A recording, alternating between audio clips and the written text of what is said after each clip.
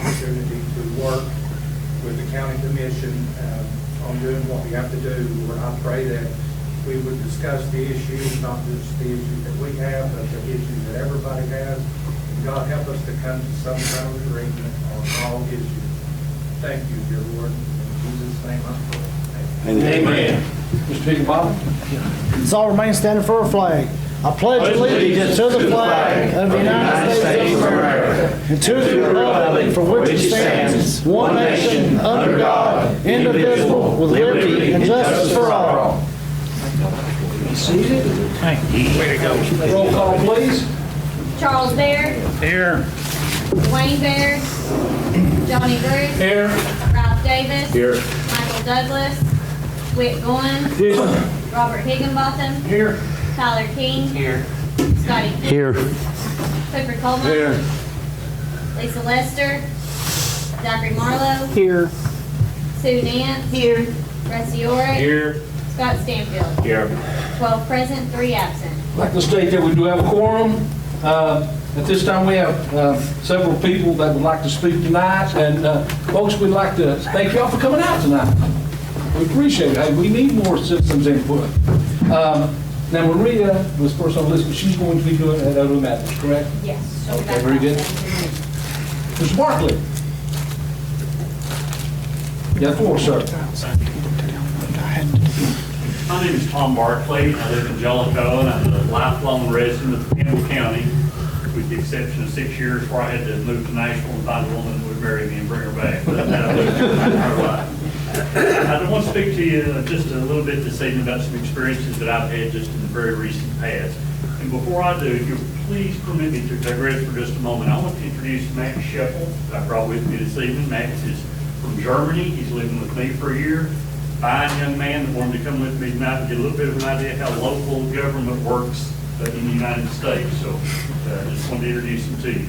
I want to talk about the ambulance service. I had the opportunity to sit through part of your last meeting. I understand full well that money's a problem. I understand you have equipment problems. I understand trying to get employees is a problem, things like that. I want to tell you just a couple of experiences I've had to urge you as best I can to move that just a little bit higher up on your priority list than it already is. Let me start by telling you that back in August of this year, the last week in August, my aunt who lives in Jellicoe is 93 years old. She still lives alone, does her own shopping, does her own cooking, things like that. She went for a walk one evening, got attacked by a dog. The police responded. I took her to a clinic. I'm not going to make this a long story. We went on from the clinic to the emergency room and got her some treatment. A couple of days later, her health had really declined. This happened on Monday. By Wednesday, I went to check on her. She was just in real bad shape. She was weak. She couldn't get out of the chair. She wasn't eating. She wasn't doing anything. I called for an ambulance. There wasn't one. I waited and waited. There wasn't an ambulance. I called back. I was told there wasn't an ambulance. But they were waiting for one to come from over here, from the Carroll, Jacksboro, Lodge area. And I really didn't think my aunt was going to make it that long. A next door neighbor come over and helped me. We got her in the car. I took her to an emergency room in Knoxville. She was treated. Now, I don't think her condition is worse because there wasn't an ambulance, but it could have been. A few days later, on Saturday, my wife and I went to a wedding up in Corbin. On the way back, she said, we need to run by and check on Lois. So I called her. She didn't answer. I went to her house and knocked on the door, and she didn't answer. I've got a key to her house, so I went in and I found her in her bedroom beside the bed, face down on the floor, unresponsive. She had become sick from that dog bite a few days earlier. I called for an ambulance later. There wasn't. I waited, called back. There wasn't one. After waiting about 20 minutes, I called again, and I persisted. How long is it going to be? How long are we going to have to wait? It was going to be at least an additional 45 minutes. I got somebody to help me. We got her in her arms. I carried her in my car and drove her to the hospital. She spent a week in the hospital, another week in rehab. I know it's a problem. And you're aware of the problem. I'm not telling you anything. 2 days ago, we had some bad storms here. And I know that your road departments were busy. I'm sure EMS was busy. Everybody else was busy. Saturday, there was a tree across the road right beside my house. So the city employees came out to try to clear the tree.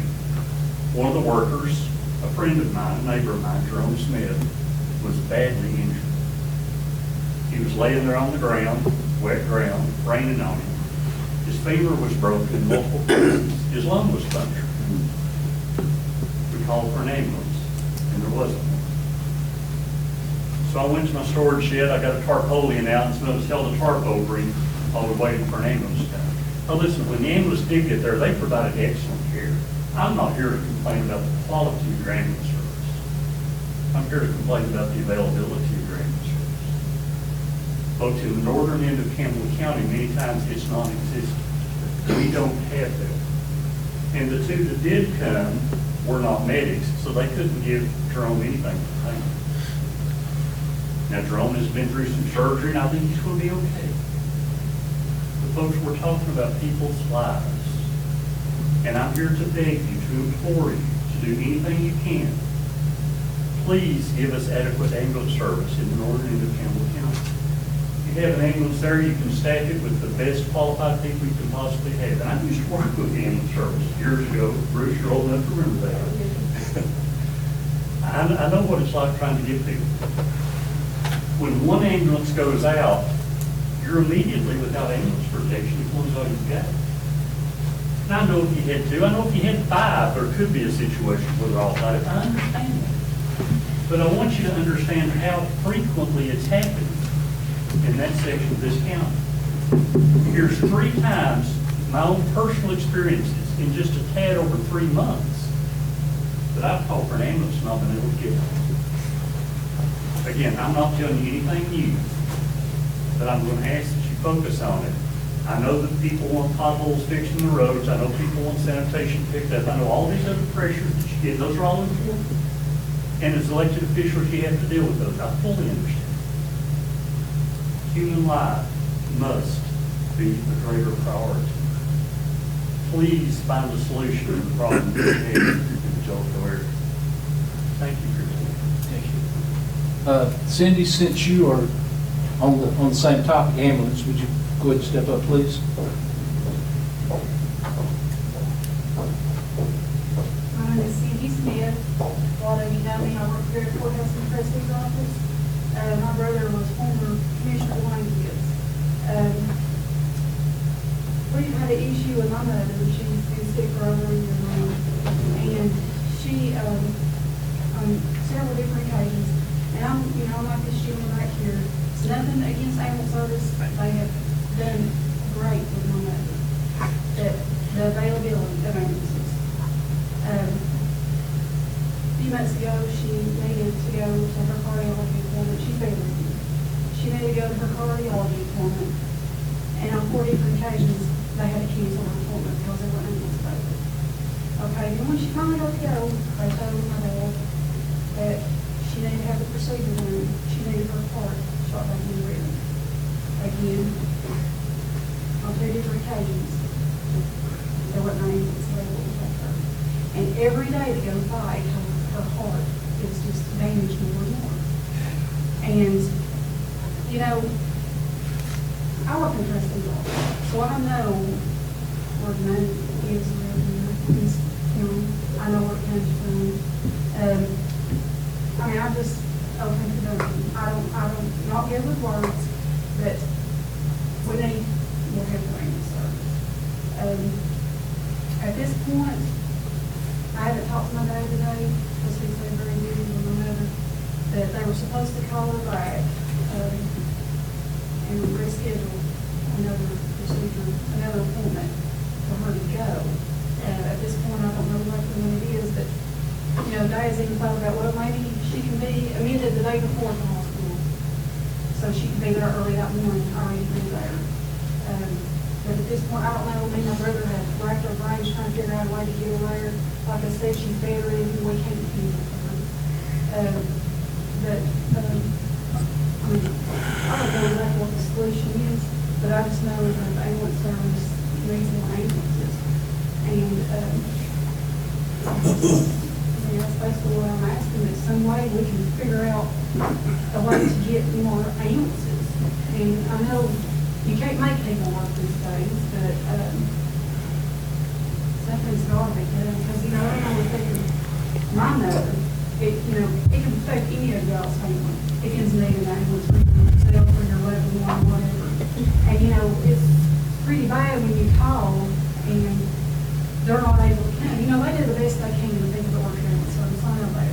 They're doing the best they can with what they've got. I mean, they are. And they're overworked. They're hanging out in my mind, they're not overworked. But something needs to be figured out when we can get a couple more ambulances or something. Sandy, are there any way you can reschedule for your procedure for a month? Oh, yeah, they have rescheduled it twice. Bruce, do you think that you could work out with this schedule and get her? I mean, we worked with them to get it rescheduled every time. I've talked to Dwayne today. I'd actually heard about it earlier on in the last week, and I talked to Dwayne about it today. And I know yous are busy. I know yous are short-staffed. I checked today with finance. I think you're down maybe 1 or 2 employees right now, full-staffed. And we're at the same level we was, what, last year, year before last? We're still funding more than what we have in the past. And I know it's hard to get people, the state changed a lot of things over the last couple of years and made it harder to become a paramedic. You become a paramedic, you can take a couple extra classes, you can be an RN. So you weigh it out, you know, career, and that's what's happened to getting people in. But on a case like this, are there any way that we can schedule with the Kitses to get them a transport? If somebody can come in on a day off. We've tried to get extra crews to come in. Well, what about trying to get another ambulance service to come in and take her? We've tried to get vital care, and they haven't been available either. What about Anderson County? Anderson County don't have, they're short-staffed and don't have the manpower either. Well, I mean, it's not that we're not trying, and like I said, I've spoken with Wayne, and I understand what they're going through. We're trying, we're doing everything we can. the county commission is the funding end, not the operation end. I hope you all understand that. We're the funding end. I'm not Bruce's boss by no means, and nobody commissioner sitting here is Bruce's boss. And I'm not trying to tell you to do something illegal by no means, but we've got to work out something on this. I'm sure there's maybe other things that's happened across the county Mr. Barkley had discussed, and I know how it happens. I was EMS chairman for years, and we abolished the committee, and I'll tell you why we abolished the committee. We have no say-so other than funding. That's the reason. We're going to fund it anyway, so why come down here every month and have a meeting? You know I can look at the paperwork each month and see where we're at as far as finances. And I don't advocate to be in charge of Bruce by no means. And he's got a full job. I know that. His people that works for him is class acts. But we've got to get something on this end. And I'm not trying to take nothing away from Miss Barkley. I know Jellicoe has an ambulance stationed over there. At one time, it was run by Jellicoe Ambulance Service. And then the hospital. And then we took it over when the hospital done away with it. It was thrust upon us. And I think the last time I'd looked, we was getting 4 to 5 runs in a 24-hour shift in the Jellicoe ambulance. It's probably increased a run or two since we're having everything goes to Corbin, it'll fall in off. And on Probably run 5 to 6. And on that same aspect, we have mutual aid. Like, for an instance, that happened to this gentleman with the tree. Could they have called Corbin in, or could they even respond? I guess they had their hands full, too. Well, it's mutual aid. You're requesting for someone to come. That's it. And me and you've had this conversation over the years. I've had numerous, when I was the chairman, I had numerous calls, day in and day out, about availability. And we'd check, and I always wanted to make certain, so if you know what a CAD is with 911, everything's CADed. So you know, and you kind of pinpoint who's and where it's at. And there's times that 10 ambulances wouldn't be enough for this county. You know, but on a situation as the Kitses, I can't speak for the rest of the commission, but and the mayor's in charge of the EMS ultimately, and I'm not putting him in a position by no means, but we've got to work out something, Miss Kitts, regardless. And I know we can't. Dwayne had even talked to me today, said, you know, she's my mother. If I could go get a U-Haul and we could load her up, we'd take her ourselves. So something's got to be done. And I'm not blaming you by no means. You're trying to do your job. But let's work with this scheduling and try to get her some help, get her back to the hospital, her heart back straightened back out. Okay, Robert, then Scotty, then Ralph, I'm sorry, then the mayor, then Ralph. Rusty had hit on it quite a bit. You know, we do have a mutual aid agreement response. Other counties surrounding. I know since I've been on the county commission since 2014, and I know a lot of things changed by the laws, Medicare, and so to speak. This body has went from $34,000, which was a 0.5% of sales tax at that time, to $1 million within about a 6.5-year period. What we put in, a lot of things has changed throughout the years, but you know, it's a lot of money putting in. We're probably going to end up having to put in more.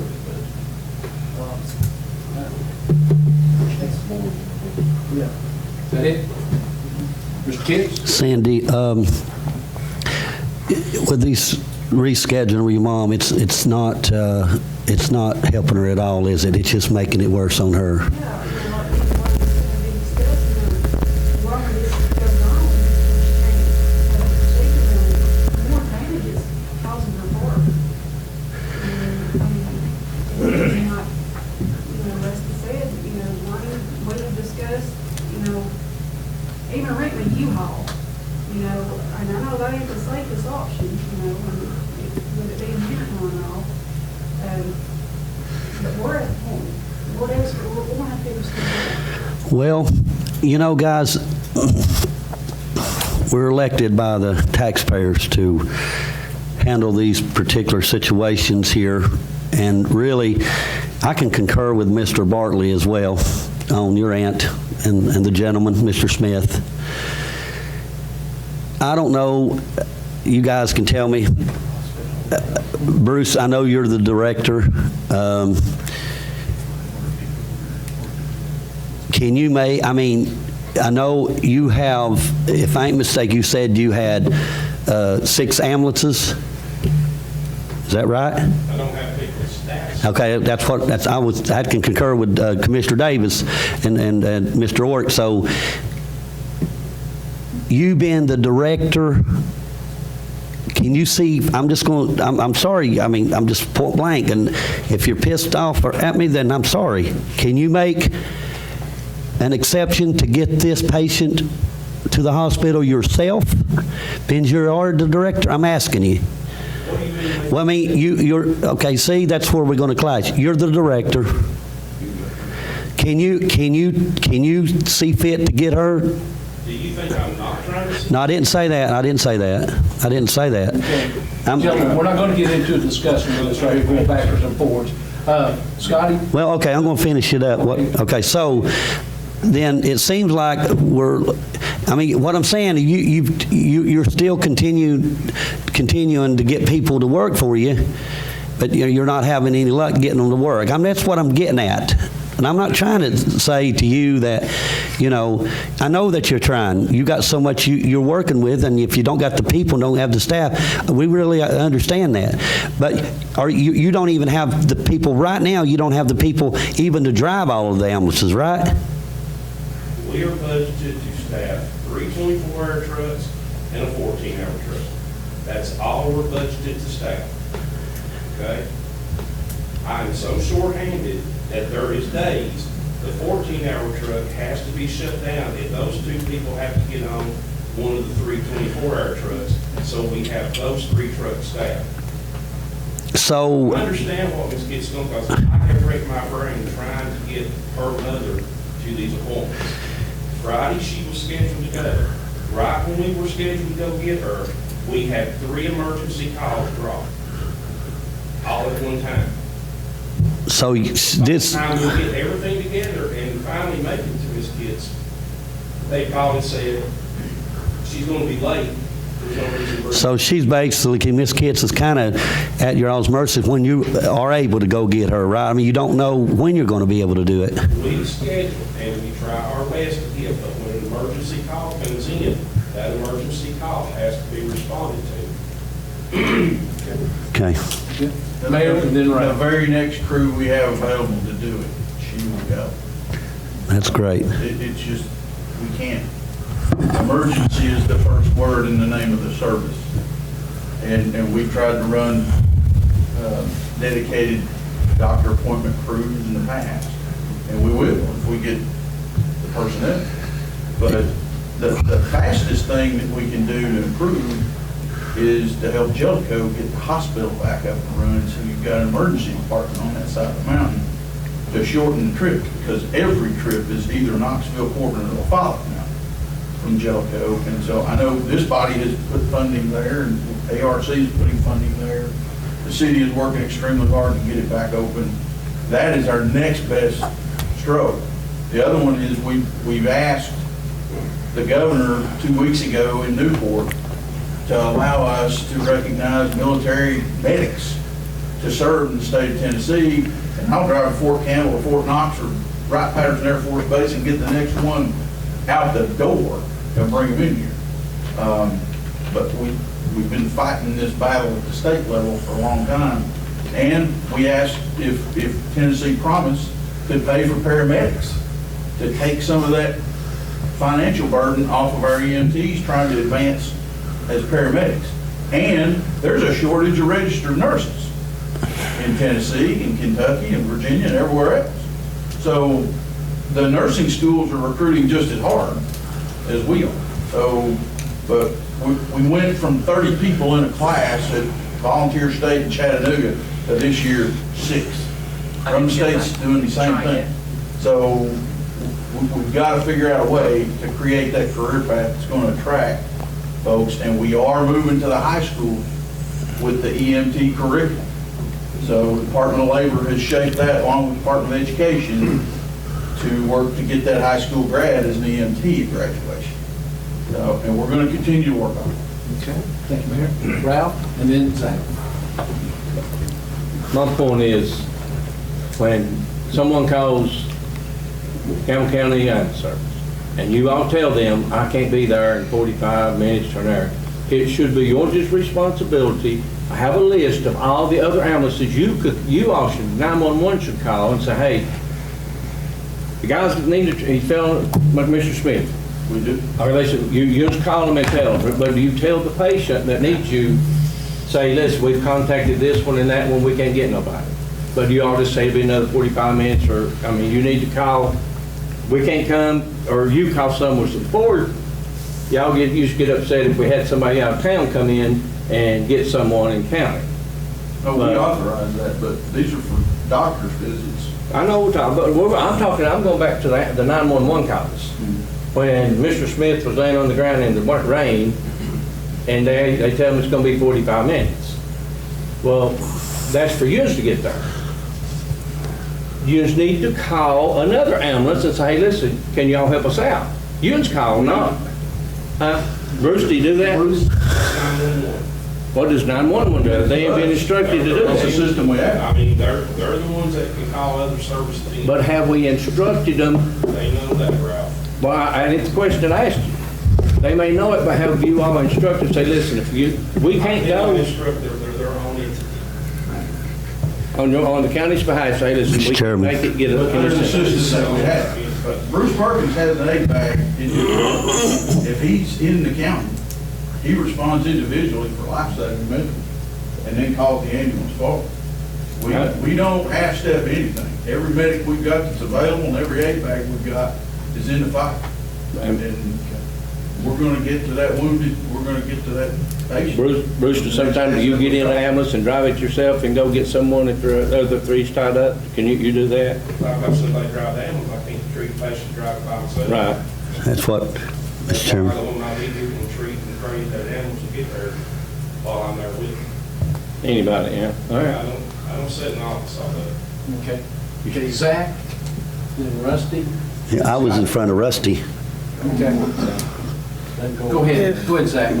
My question, I don't know who this needs to be directed to, but from the Medicare and Medicaid reimbursement standpoint, does the person actually driving the ambulance have to be an EMT or a paramedic, and the person providing? At the present time, the state ruling is that you have to have a basic EMT. An ALS service truck has to have at least an advanced EMT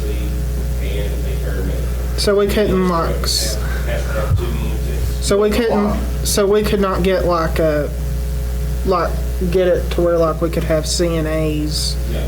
respond to Your non-emergent lobby is care. asking for that. CASA, was it TCSA asking for that this legislative cycle? Guys, we spend a lot of time on Cindy. We'll do everything we can to help you. Scotty? Okay. You make the rest. Sandy, I'm gonna ask EL a question right here. This is point blank. EL, she's down here. Mr. Bartley's down here. We know what happened to his aunt. We know what happened to Mr. Smith. She's down here. She has a family member that has been rescheduled, and I'm going to have to give you kudos to Mr. Bruce. He's always on the road doing his job. He is short on help. I know that. And I'm sorry if you took it the wrong way, Mr. Bruce. I know you're on the road. But are you telling this body, I'm just saying, you telling this body that you're going to try to get... The next available asset. Mr. Chairman, that's all I need to know. Thank you. We don't run a BLS truck, right? It's, all of ours is ALS trucks.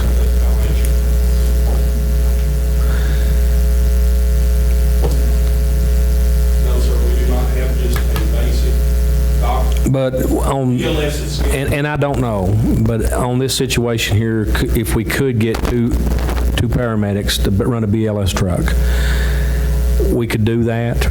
right now, all of my trucks run everything. I know, but if we could schedule 2 in, I mean, is it something we have to have a ALS truck to take Miss Kids? So it could be a BLS truck, basic life support. Like I'm saying, we have tried to call people in on days when we are overstacked with appointments. And I know it's been coming this, and Higgy hit all over the point of it. It's not nobody's fault. We've been throwing money at it for years. The public really don't know. We've increased the budget of the EMS quite a bit over the term I've been here. And the call volume, we've looked at it in the past, it's went down.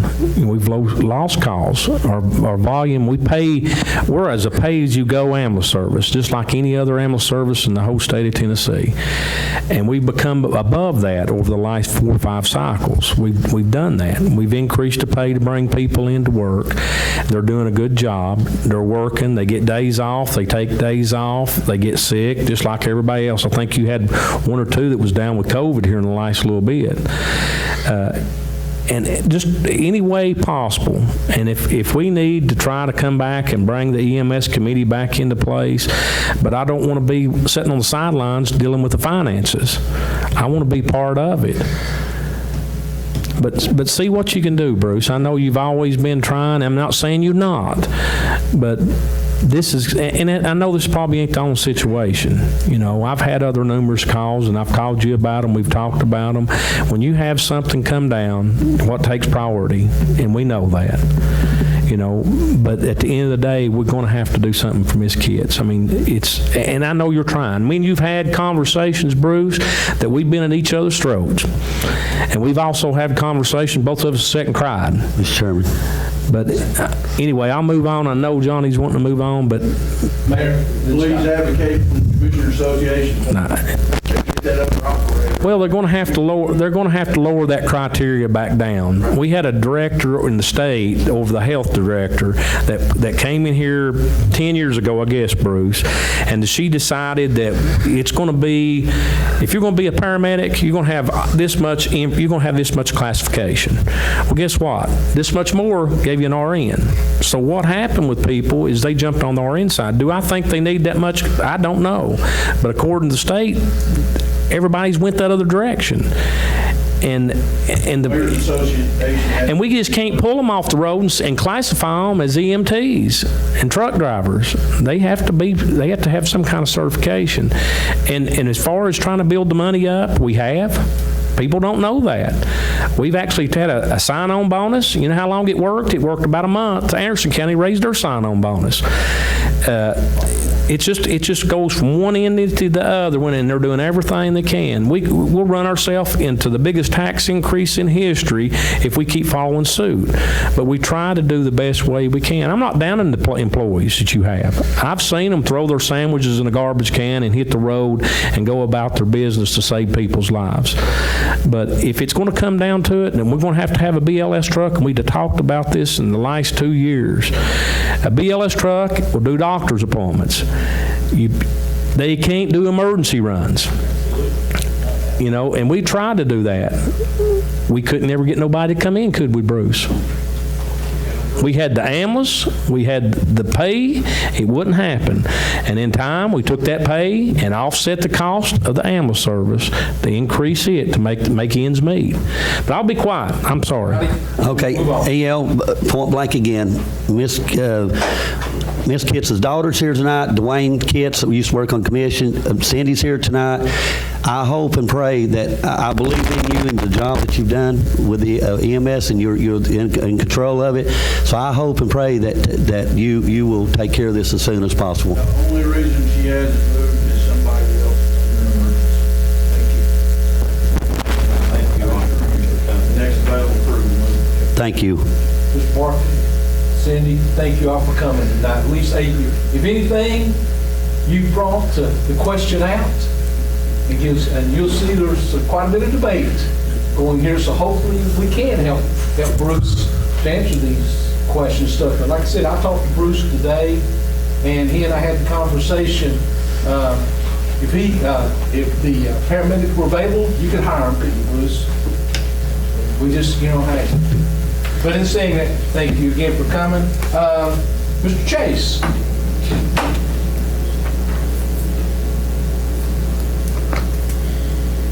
Thank you. Ladies and gentlemen, my name is Scott Chase. I'm a lifelong East Tennessean, actually live in Norris. I am a new member of the Chamber of Commerce here in Campbell County as of last month, and thought it would be a good idea to just come and introduce myself to you. Very humbling, actually, to follow that sobering conversation about how real it was and special for me to hear it, because the opportunity my company can offer for consideration actually may provide some relief. Everyone is looking for opportunities to cut costs, improve operational efficiencies, and improve cash flow.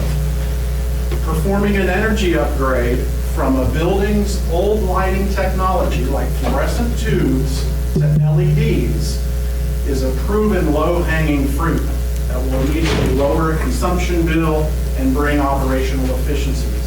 But from the small to the large, whether it's a not-for-profit, for-profit, a mom-and-pop casual diner, or even a city municipality, we've partnered with all of them.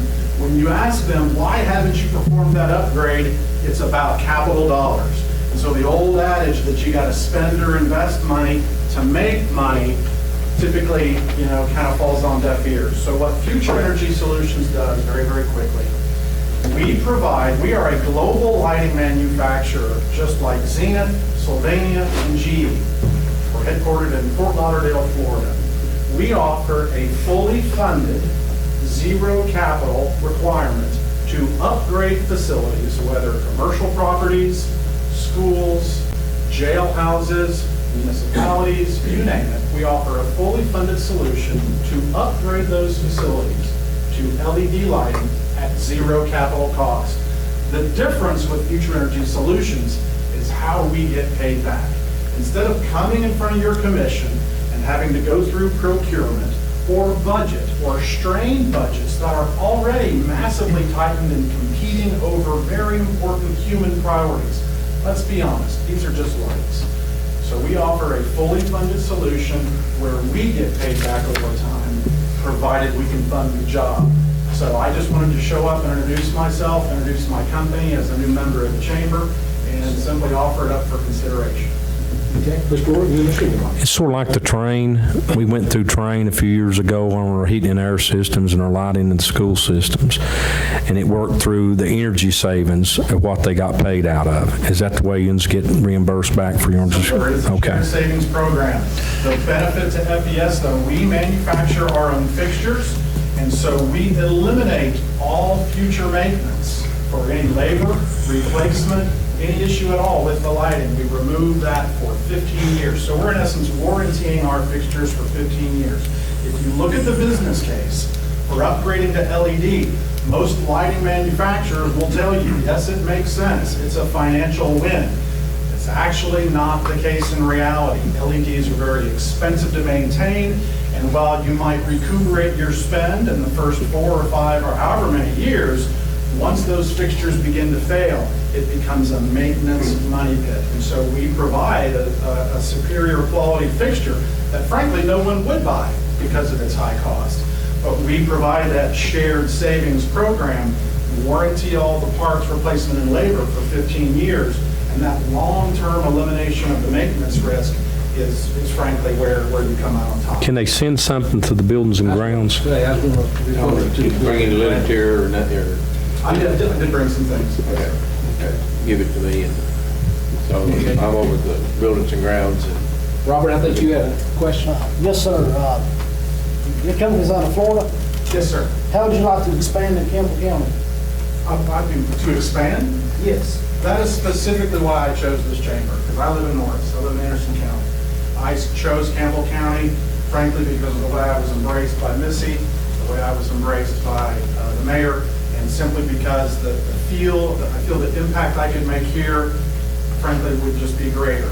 And because we require no spend, we can never be a new expense for an organization, so I just felt the opportunity was really presented. I'd be more than happy to expand in Campbell County as well.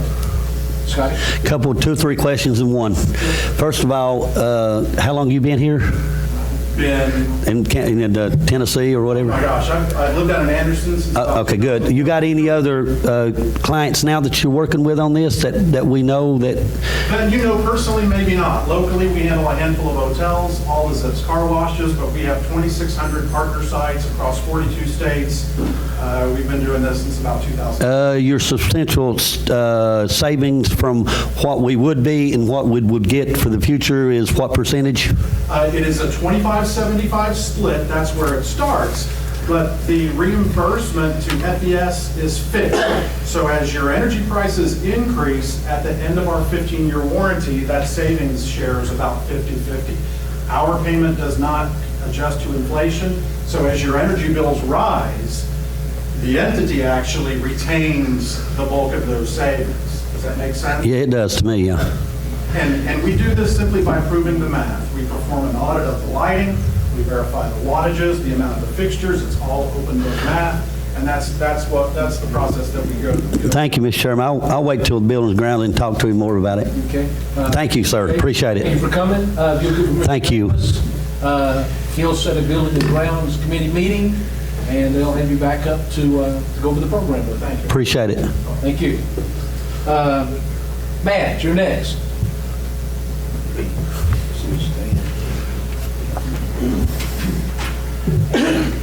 I'm Matt Bowden. I'm pastor of Friendship Community Church, and I'm the president of Trees of Love Ministry here in Florida. Some of you may know what we do. We're a 501c3 program that we're a ministry that we feed people. We try to take care of the homeless, people that's low on income areas. Right now, what we come to ask for is some resources for the county to help us out to get our ministry growing, to be able to feed more people. Right now, we're feeding around 200 meals a week. That's from Monday till Sunday. We feed around 200 meals per week. We've got food boxes, we've got a clothes closet, we've got rehab places. If someone's in trouble in our community and they need to go to rehab, they can come see us and we'll help them get into a rehab program. We're doing that. We're doing a recovery group in our area. And what we want to do is, I talked to Mr. Springer from Senator Yeager's office, and he was talking about that there's some funds coming available to the county. It's going to be some CARE money coming up, and we want to try and get ahead of the ball. We want to try and get in their way where we can receive some of that money that comes from the state down to the county. We also know that, I'm pretty sure y'all have an addiction committee, addiction awareness committee, from what I understand. We want to kind of get working with you all, that way we can grow this and see, because we help a lot of people. We feed, like I said, we feed 200. Since we've been doing this since May, we've got 28 people on the streets of Florida for detox, rehabs, or shelters. We've also put 5 in motel rooms. We're nonprofits, so we have zero money coming to us. So anything we do is coming out of our own pocket to pay for this.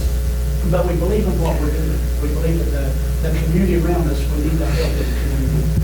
Campbell County, I don't know if they still do, but they had a 10-year plan to end homelessness back in 2011, I believe. And we just want to kind of get information on that and any resources that we can get available in order to help out the ones that's in need. In LaFollette right now, we're looking at about 150, 200 people that's homeless. Homelessness is going to spread. I mean, we've got so much stuff going on in the drug addiction. They talk about the ambulance service. You know, a couple of weeks ago, we had 40 LDs in LaFollette, 2 weeks span. We're doing Friday night, we're doing a Narcan training at our building that we're going to come in and be able to have the Narcan available in case someone, their family or someone obese, they've got the Narcan available. So we just want to come to me for any kind of resources. Okay, man, just a second. Rusty, have you, can you do the County Commissioners Association, talk to San Diego about this CARE program? I can. You can take care of that. That would get some input there. I think it's CARES money, that's a block grant that's coming. Okay. We'll have, Mr. Work is the president of the County Commissioners Association of the State of Tennessee, and I'm sure with his influence, he might be able to help us. Some of that. We'll do anything we can possible. I know I've got a question, if Mr. Bruce will allow me. Go ahead. Are we having a lot of influx of homeless coming into Campbell County from other counties? No, that is not. Okay. The ones we're dealing with right now, what we see is most of them here are from Campbell County. There's 2 or 3 right now that's not from Campbell County. Okay. We got some from different areas. But right now, we're trying to find them a bus ticket back to where they came from. Yeah. And that's not being mean. No, it's not. But you know, I work out in the public most of my life, and I guess most of the commissioners does. But you hear a lot of things on the street, and you hear that they're bringing them in. Why would you want to bring them to Campbell County for? I mean, there's nothing for them to get, you know. But I was always a question, you know. Let me see if I can help out on this end. I don't know if there's anything that actually the county can do. I know Mr. Hickabotham had just whispered to me that 501c3s will have to actually go through the finance department to get any funding. Am I correct? Yeah, have you submitted the 501c3 form to the finance department? That'll probably be the first step. Go ahead and get it, submit it to Jeff Marlowe, and then we can go from there with it. Okay. Scotty, you had a question? Yeah, okay, it's Truth and Love and Rescue Ministries, is that right? Matthew, is most of, my understanding, most of the people, though, you're reaching out to y'all are from Campbell County, though, right? It ain't just LaFollette, it's a surrounding, it's just all of Campbell County, okay. That sounds good. Mayor? Commissioner King, we called a meeting for the committee. I appreciate what you do. Thank you. I got a phone call last week and asked to meet for lunch and went to the park and Dr. Stephen Lloyd showed up and said, I'd like to talk to you about a program that we like to implement, and I think some of you heard him speak. He was the drug czar under Governor Haslam for the state of Tennessee. But he's looking for a pilot county to implement a USDA grant to provide similar types of services.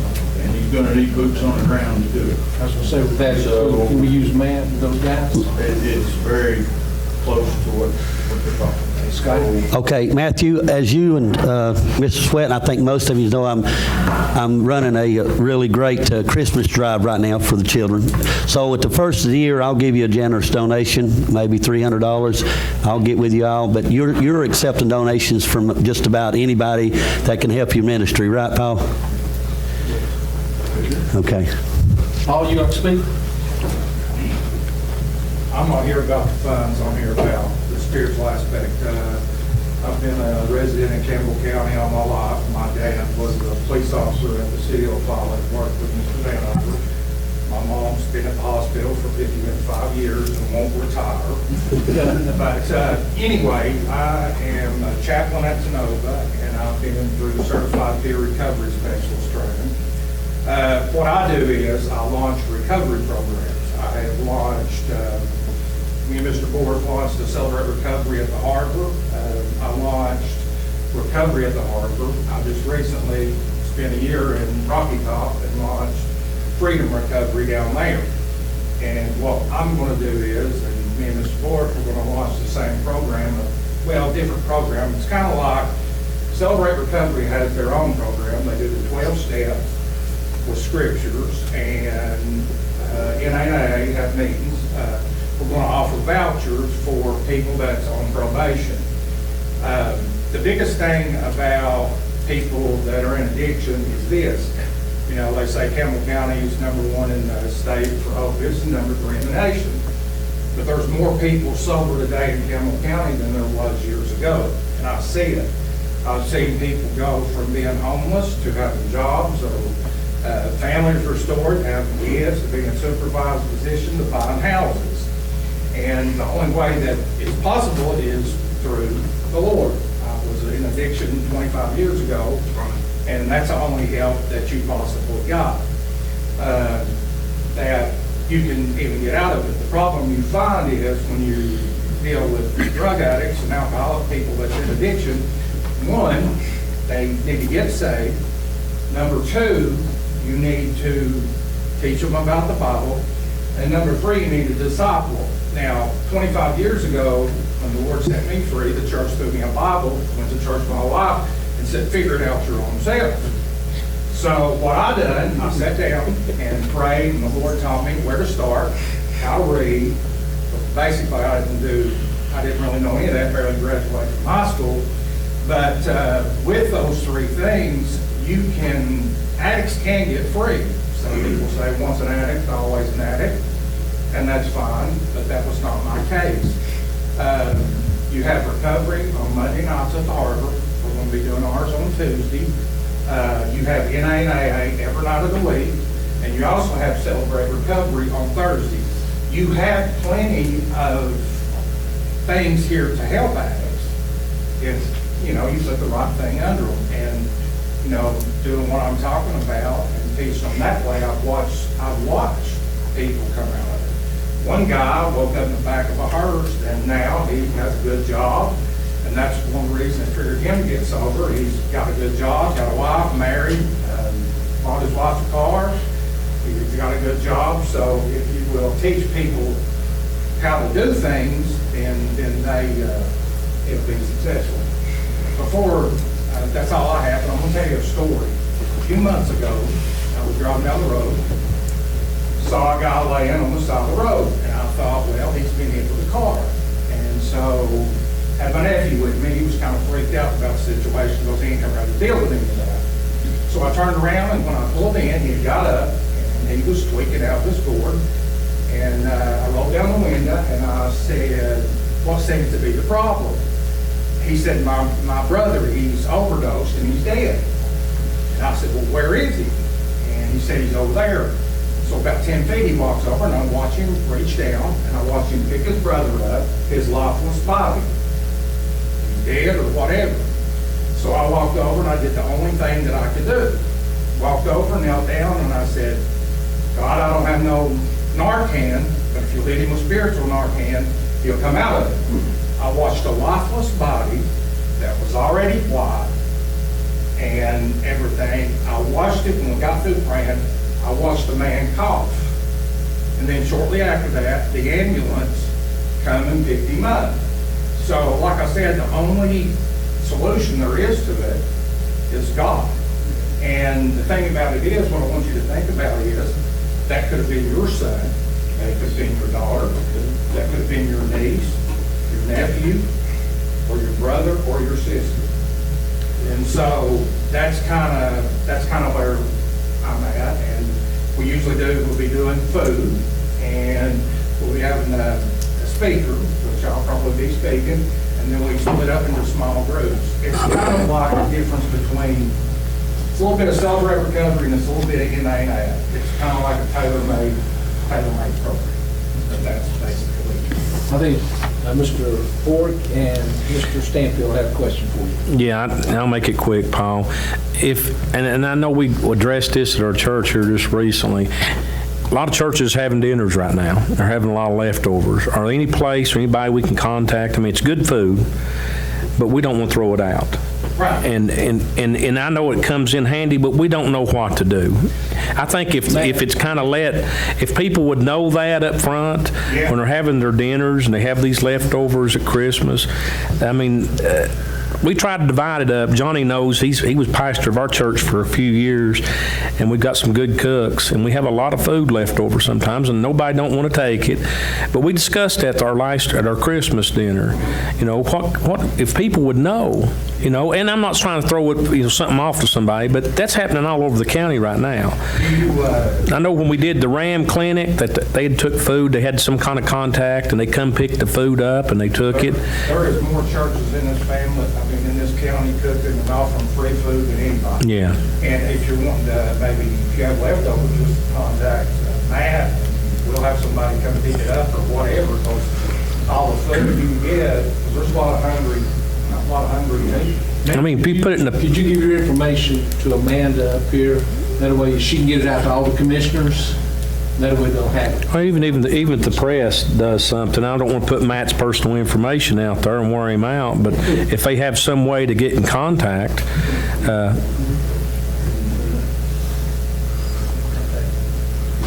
He said you can do it. okay. I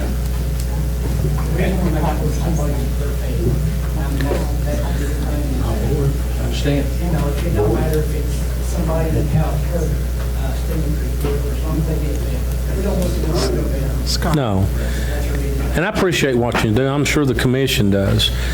You have to dedicate your life to things like this. And the thing about it is, the rehab that he's talking about, the friend of mine, she's from here, she was in addiction, she went to Alabama, she runs one of the rehabs now. That rehab is like this. You're going to cost you about $125, and it's a 9 to 12 month program. If you graduate, they've got 19 others. You don't even have to leave. You can go sign on with one of the treatment places, and you can live there and help other people. And, what you're hearing from most people that's in Campbell County that's high, they'll go off, and then they'll come back, and they can't live sober.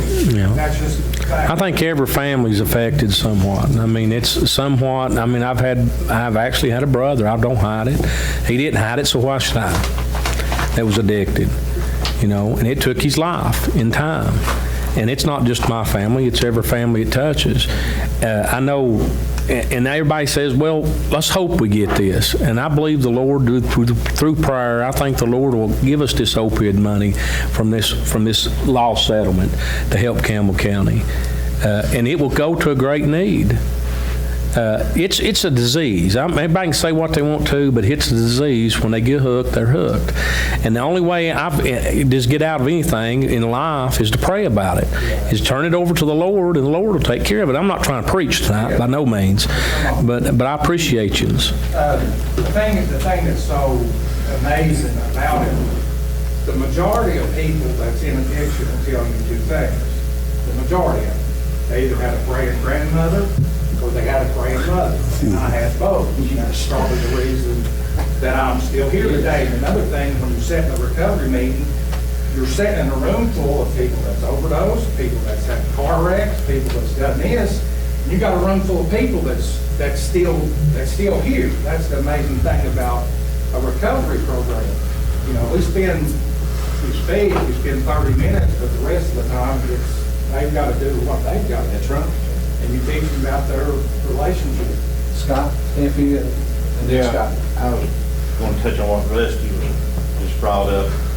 If there's anyone here who drugs or alcohol has not touched their family, then they've been blessed beyond any amount of money you could ever dream of having. And I was getting ready to elaborate on your grandmother, Miss Tibbs. Yeah. She spent many days in that little wheelchair coming to my mother's hospital room. And she kept you straight. And she raised you right. Yeah. I mean, you got a good mother and you had a good grandmother. And they did. Dad was kind of Paul was mean because a man's got to do what the woman makes him do. Okay, Scotty? Paul, I know that your grandmother's proud of you. I know she by far, I witnessed it one time when I came up to see you all, and I know she was your best friend, and she's looking down on you, and I know she's very proud of you. That being said, that is in my district where your all's ministry is. I think that, I think you guys will, I guess Matthew will be in charge of, he'll be you guys are accepting coats, blankets, canned goods, you're accepting just about anything like that. So I'll start working on that for you guys too, and help you guys with that too. If guys, anything else? If you all have anybody in your family or anybody that's needing help, go to rehab or just to sit down and talk to somebody, be more happy to do it. It's not an inconvenience or anything like that. That's just what I do. If you have anybody that needs treatment, anybody that needs help, I'll be happy to go sit down with them, talk to the parent, or whatever I got to do to help them. Just let me know. Well, your dad gave me my first ticket, but I didn't hold it against him. My dad told me if I ever went to jail, he said, I'll get you out, you ever do anything, we'll pay it. Yeah, he was pretty firm. Thank you, gentlemen, appreciate it. Tyler? I'm just gonna go ahead and call an addiction awareness meeting for January 6th. Okay, go ahead. Guys, hey, Matt, you guys want to listen to this? Can we have it at our facility? Have to be. You might want to have it here. Okay. Tyler's wanting to have an addiction awareness meeting for the commission on January the 6th. Can you guys be here? 5 o'clock. Yes. Thank you, Tyler. Okay. Missy, I got one more, but then I'll get to you, okay? Maria?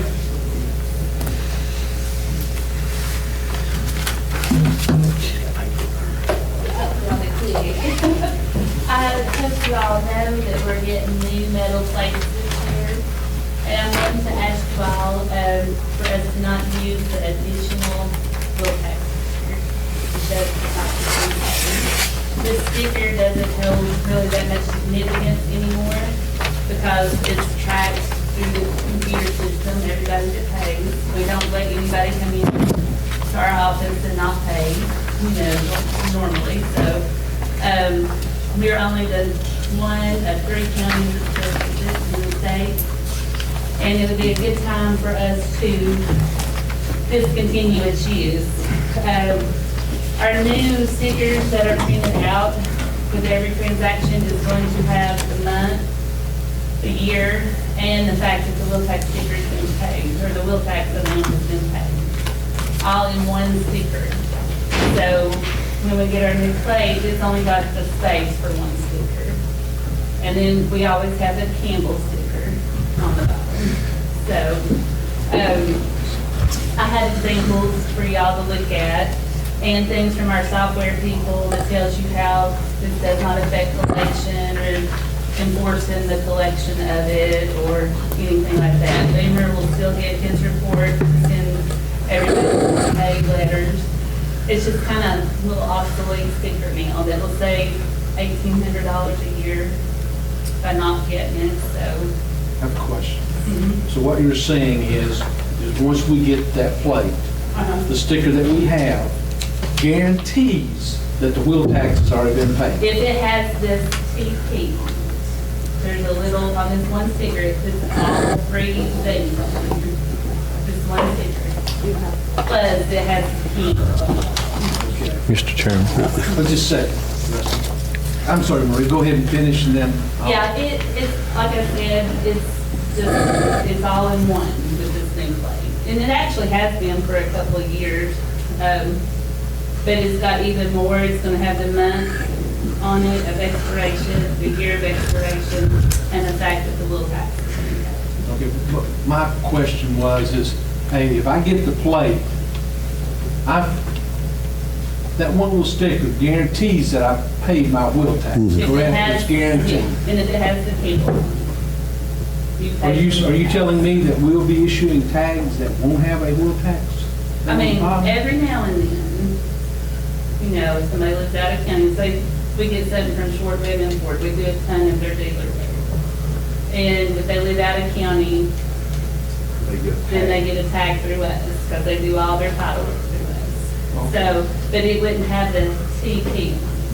Until they register. come back and register, right? No. Until they go to their county. See, Their county. over half of the counties in the state have a wheel tax, and only, we're one of 3 that still use the sticker.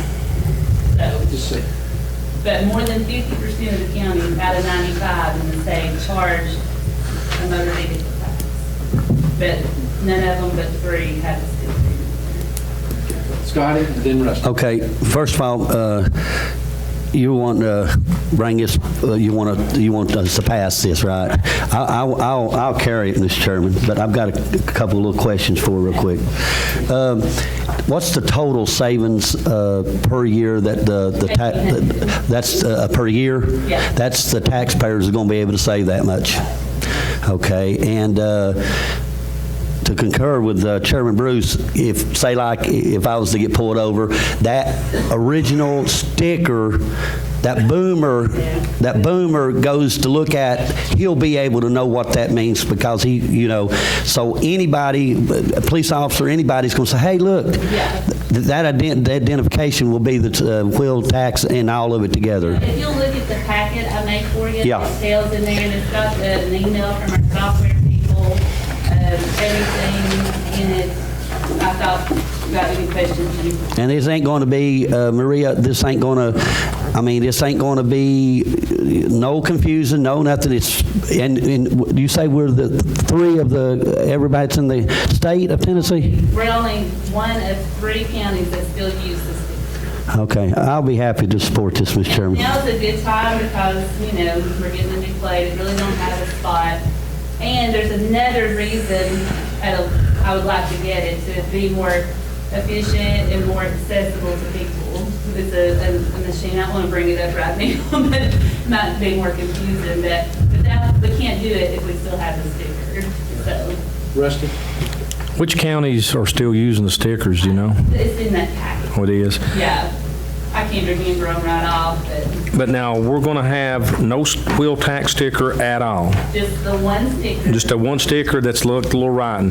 See, when this was brought up, I think a couple of months ago, I'd had a couple of people approach me, and I've discussed it with different ones, and they've told me if they pay for the wheel tax, they want a sticker.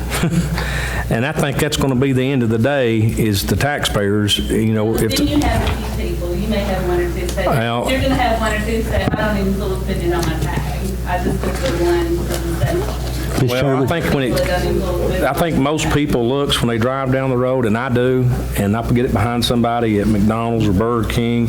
I look to see what county they're from. You'll see Anderson County.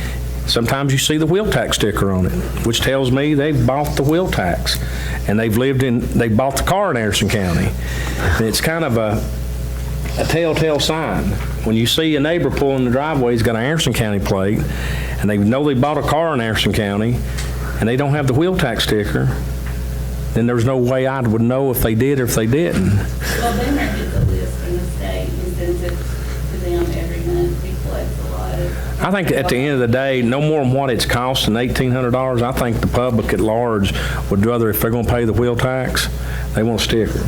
That's my opinion. Well, you don't get anything to pay like property tax or any other tax. Well, you get a lot of things. You get schools. Look, I'm going to get to the chase of this whole fact and matter. For the simple fact is, a lot of people, when they come down there, really, when they're buying this, they're buying really colors. They just put it on. Most people really don't know unless you tell them.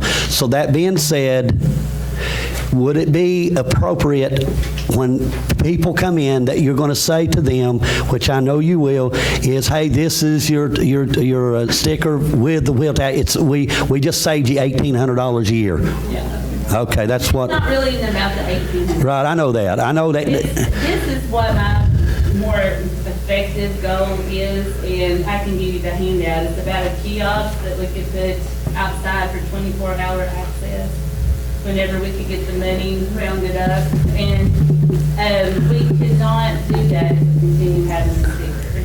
So, you know, say you're going on vacation on Monday morning and you realize Saturday night your tags are out. You could come by our office or our kiosk and get your sticker. You know, but we cannot do that if we keep the additional. Well, Maria, the way I look at it, I mean, you can call me old school if you want, but if you got 10 years, that's almost $20,000. If I work for 20 years, I'm going to get $20,000, so I'm going to give the county back $20,000. That's what it boils down to. So I'm all for It's that. gonna make things more efficient, and while we're changing tags, this is gonna create a cleaner look for the tag and things like that. Zach? So, real quick, two things, so to be clear, the Campbell sticker would then serve as an indication that the wheel tax has been paid. Right. Because I know sanitation attendants, they Right. look at that. But, they can always look at the person's sticker that says TP, that means tax has been paid. Let me ask this, as far as, and I see Commissioner Ork's point to some degree, could we get a one-time sticker that indicates that the wheel tax has been paid? Because if you pay it okay. No, you have to pay it every year. Well, but doesn't it generally indicate then that you're paying it every year?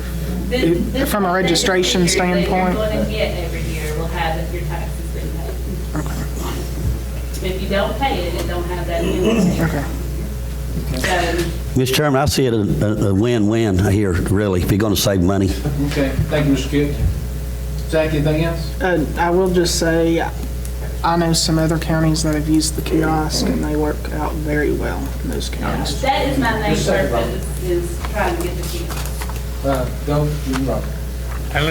If you live in Campbell County and you buy a car, say in Anderson County, do they register the car in Anderson County? It's according to the dealership. Some counties all over the state, they will mail the paperwork to us. But if it's a big dealership like Short Redmond that does a lot of vehicle transactions and sells a lot of cars, they'll take it to their home, which we can't charge them, but without when they buy it at a dealership. That's about the only time anybody comes. They don't come in, but we get it from the dealership, that we wouldn't charge them if they had an out-of-county address. But we don't have other county stickers, so all they get the Campbell.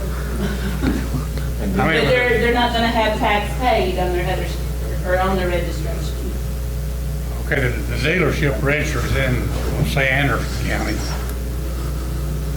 What about the wheel tax then? Beamer sends them a letter, and they come in and pay. Representative sends us a printout every month, a list of every tag that's been issued in other counties with the Campbell County address.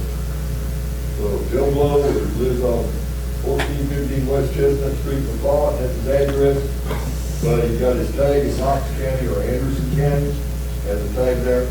I checked with Maria in her office to see if that person came in voluntarily, got a wheel tax. If they have not, they get a letter. So you gotta get your buddy here and pay the wheel tax. Okay, And there's nobody that goes out and eyeballs to see if that's the Just a public. Okay, if I buy the car there and get the tag there, I get, you know that I bought the car and the tag's in the Anderson County. Right. And I get something in the mail to buy the wheel tax. Right. See, back in 1990, when this was adopted, there was no computer system that said who bought it.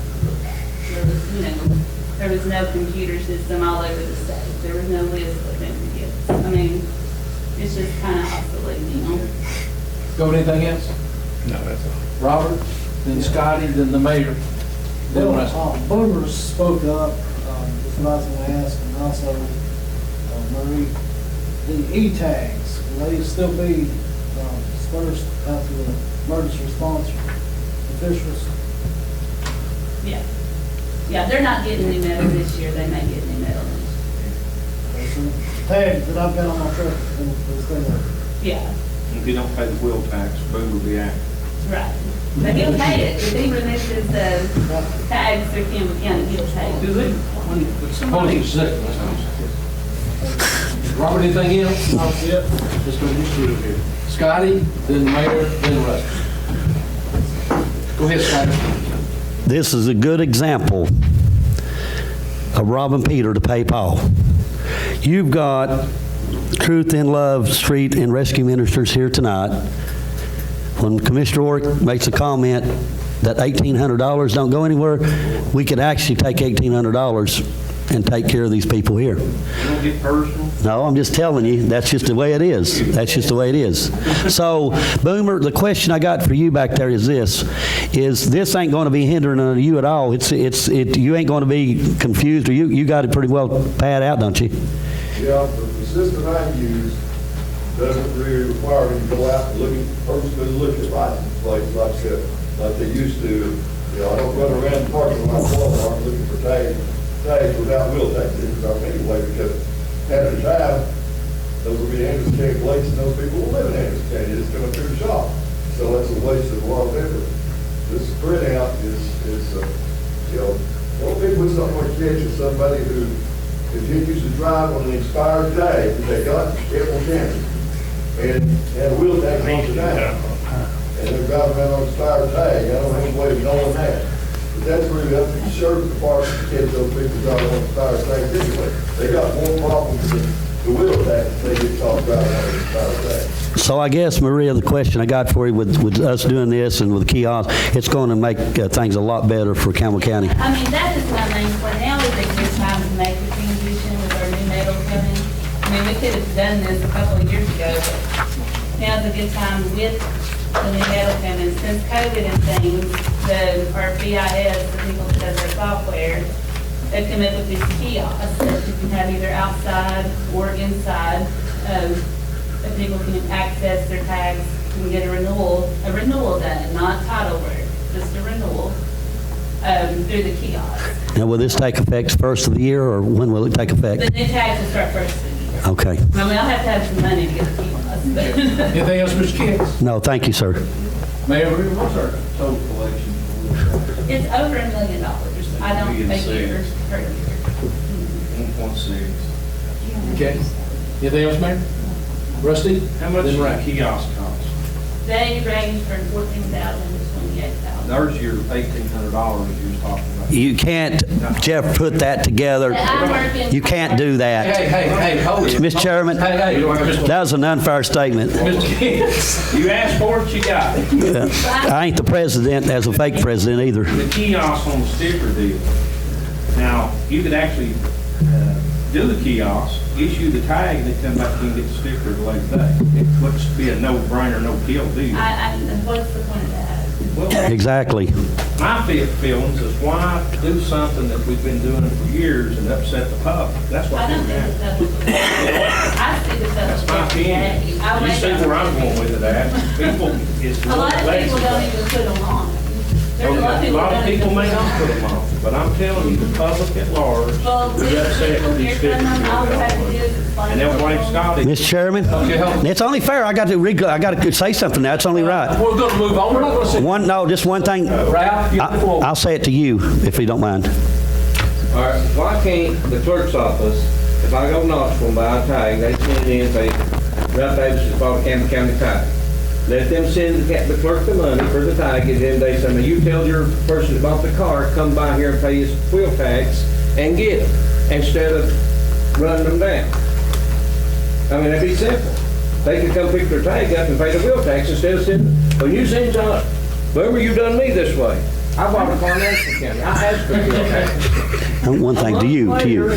Boomer, lieutenant commissioner, still sent me a letter and said, Ralph, get your tags. I didn't realize I didn't do it, so I came and got my tags.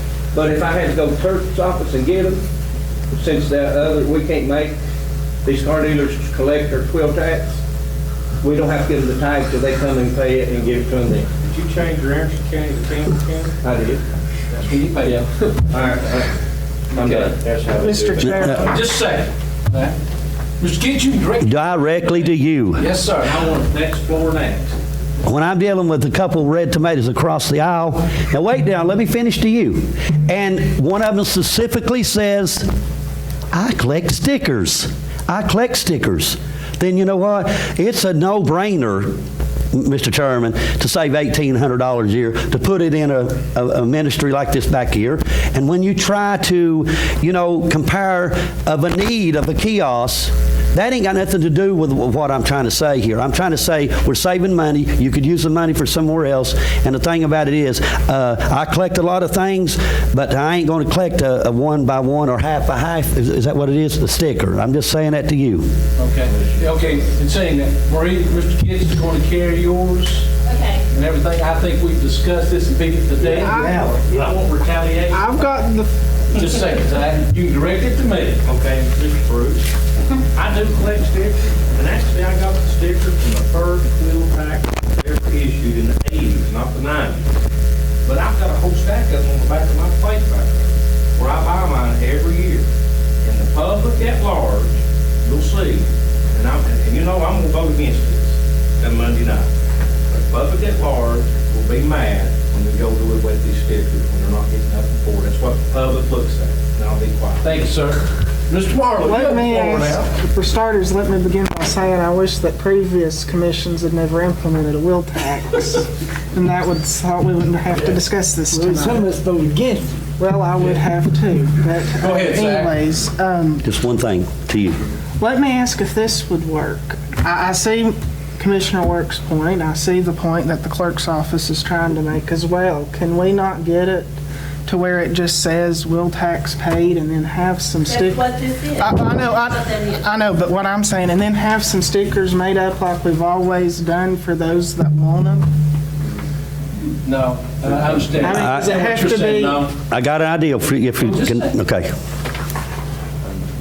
I understand what you're saying, Zach, but what she's trying to do is to eliminate that So completely. that's the only way we can try to get the kiosks. You know, you can't run the kiosk with an additional sticker. I understand what you're saying.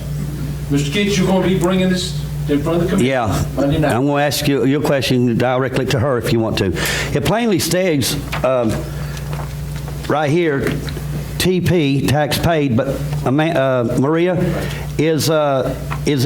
are you got anything to work with down here, wheel tax paid?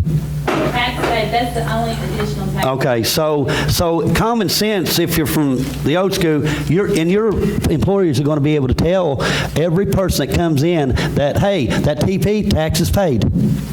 All right, thank you. Okay, Mr. Kitts will be carrying that, Amanda. Do you have it? It's just in summation, if you have any questions, feel free to call the office, if I can answer any more questions. And I appreciate your support, and thank you for hearing me out. Thank you. Thank you.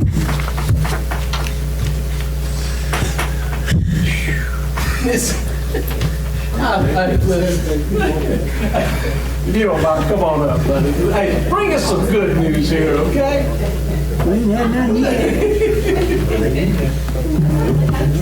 Thank you all for having me here. Thank you. I appreciate it. I'm Lucy Hackett, the Executive Director of the Campbell County Chamber of Commerce and Tourism. Here to give you a lighthearted update, some good news tonight, and share an update with you about what the Chamber's been doing and these past few months. Happy to report we have 206 memberships, and we are growing. We are seeing that we're seeing growth every month, and I'm so glad to be able to report that to you all tonight. And we recently had our Shop Local, Shop Small Challenge, and some of you may have seen that. We're all about shopping small and supporting our small businesses at the Chamber. And so during Thanksgiving weekend, and that was November 26th through the 28th, we had 12, we did a little different this year. We had 12 corporate sponsors that donated $100 each sponsor did. And what we did with the money donated, we used that to purchase gift cards for a giveaway. And we told people, we advertised that anyone, if you shop local during that weekend, and turn in your receipts to designated areas and different areas, businesses within the county. Turn those receipts in, we had a deadline for those, and they could, had to be a Campbell County business, a local business, and so if they had that and they turned it in, they would, like if they had 15 receipts, they got 15 tickets. Got their name entered in 15 times for this giveaway. And so we did the giveaway on December 3rd. We did a Facebook Live in Jellicoe at Little Do Scoop. And so that went very well. And the total entries we had was 379 entries. And so what we did, like I said, we went and purchased gift cards at the business, at local businesses. We had over 50 or over 40 gift cards that was part of the giveaway. So that was very successful, and the community seemed to, we had a lot of positive feedback from that. So that was our Shop Local, Shop Small, and coming up for Valentine's Day, we'll be doing what we did it last year, some of you may have seen it, the chocolate crawl. And again, we'll be asking local businesses to participate. They offer specials during a certain time, a certain day. We go and the chamber staff, we will go to Facebook Live and to highlight that event, and what we're doing is promoting business and wanting people to come into those businesses. That's what's the whole point about buying the gift cards. Instead of having a business donate an item, donate a gift, we would go and purchase a gift card, support that business, and have people in turn go to that business, spend that gift card, and hopefully spend more money there and to promote the business. That'll be coming up in February. We don't have the dates set yet for the chocolate crawl, but that will be coming up. Also for Chamber, we have leadership Campbell County class will be starting again. We haven't had it due to COVID the past 2 years, but we are starting that again, and the class will begin in June of 2022. So we're very excited about that. Leadership committee is working on that now with class topics and everything to get that started, and we're taking applications. So if you know of anyone that would like to do that, have them get in contact with our office, and we'd love to, have, applications turned into our office for that. It's a great experience. I loved it so much and learned so much more, and I've lived here my whole life. So, and I, definitely learned things through that class, so I highly recommend it. So, we'll be doing that. For retirement and tourism, in October, on October 19th, we had our 36th annual Chamber Pig Roast. It was very successful. We are right at $15,000 that we raised for tourism with that, and we really exceeded our expectations, what we thought we were going to do, what the money we were going to raise, so we were very happy about that. And that was at Nobby Hill Farm, and on October 19th, and so we had a lot of participation. We had 22 table sponsors, and a lot of support from the community with our pig roast. Very successful fundraiser for us. On December 6th, Saturday, December 6th, for tourism, we had the Brandon Park College and High School Bass Open, and the Chamber is a sponsor of that event. And so that was on December 6th, and there were 27 college teams, 24 high school teams.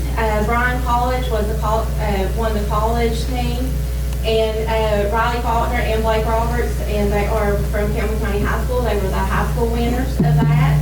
So we were very proud of that, really proud for them that they won, and all the winners and all the participants. There were 27 college teams and 24 high school teams. So it's a very successful tournament for Brandon. And we're glad that Brandon comes here each year to do that, and we're glad to be a part of that and work with Brandon. We are working on 2 tourism grants currently. We have the 3-star grant, and we also have the Tennessee Department of Tourist Development grant. So we're working on those again, promoting tourism in our area with rack cards, dining maps. We're hoping to do downtown revitalization. So we'll be learning more about that in January. So hopefully another grant opportunity coming up there. So we're working with those 2 grants as well. I have started attending the Historical Zoning Commission meeting in Jellicoe. I've been going to that every month. And, to get that and show Jellicoe that the Chamber's here to support them. We're there for them, and that is going really well. They've just welcomed me with open arms there, and I appreciate that. And working with them on their tourism for downtown Jellicoe as well. And I'll be attending those monthly. We have ads. Last time I was here, I talked about Tennessee Vacation Guide. We are doing that again. The ad has already been submitted, and so that will be coming out for 2022. And along with the Norris Lake Guides and hunting and fishing guides. So we have a lot going on. That's short and sweet. I said I wouldn't take as long as I did last time. Okay. I think we have some questions. Scott Stanfield, then Robert, then Scott. Let me start off with thank you. I think you're doing a great job in the chamber. Thank you. My dealership that I work at, which is Short Red number 4, for those of you all don't know, we're wearing the shirt. But we actually go on the shop local.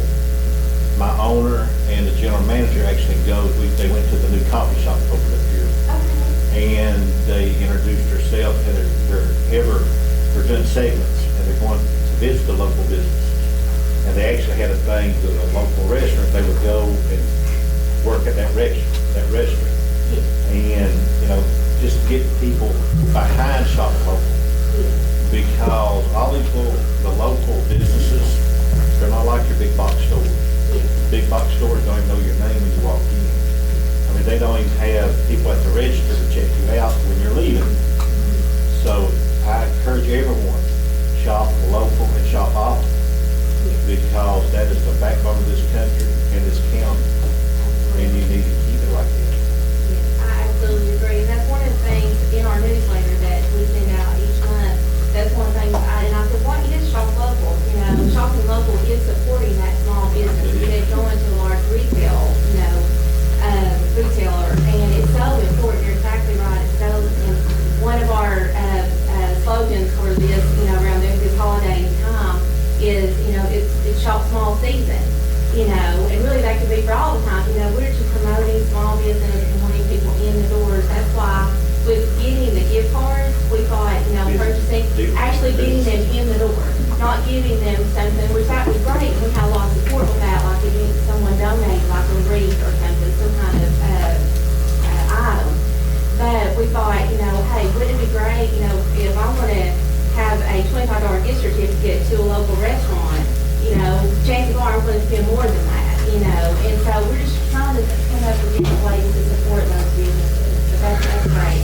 If you'll come up one day this week, to our dealership, we'll try to give you the gift card as well, because I know we're chamber members as well. Yeah, that'd be great. Thank you. Come up one day and see what we can do. Like I say, it generates business. It brings people in and hoping they're going to spend more money. Absolutely. But you'll never know until you get on the door. Absolutely. That's great. Thank you, Scott. Thank you. Robert? Yes, Ms. Tackett, I know several months ago was an discussion, and I think Ralph actually brought it up about the tourism signage on the interstate. What's the status of it?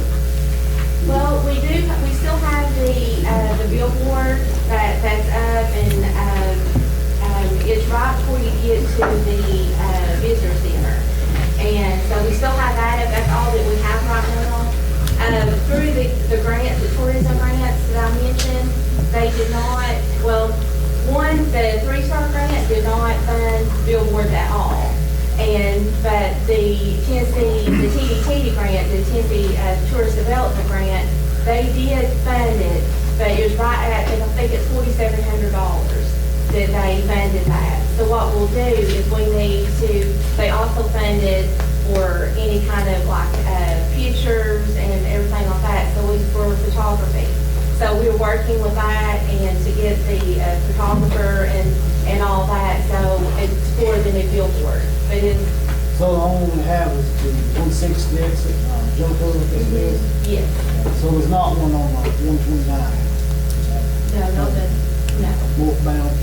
No, not at this time.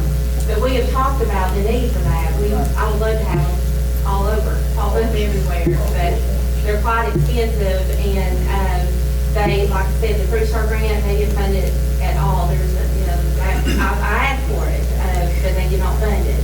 And, but with the tourist development grant, it's right at $4,700 with all. Have you not been that grants that come in or block it?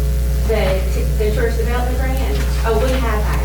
We've already been awarded it. So, yes, and so we'll be working with the photographer and also even a video as well that we can put on our website in addition to the one we have. So we are working on that, yes. Scott, and the mayor. Okay, Mayor, Missy, thank you for the great job that you do. You do a fantastic job. I concur with Commissioner Stanfield, the mom and pop stores, if we didn't have them, we'd be in trouble.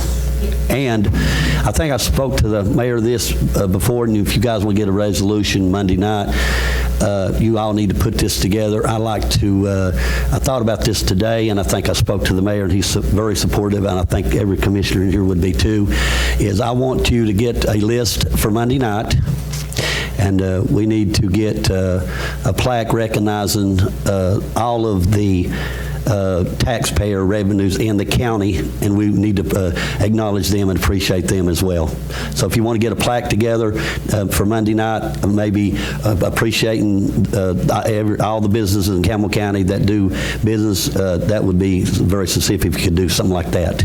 And we can present that, however you want, recognizing the... I don't understand what you're asking. All the channel members?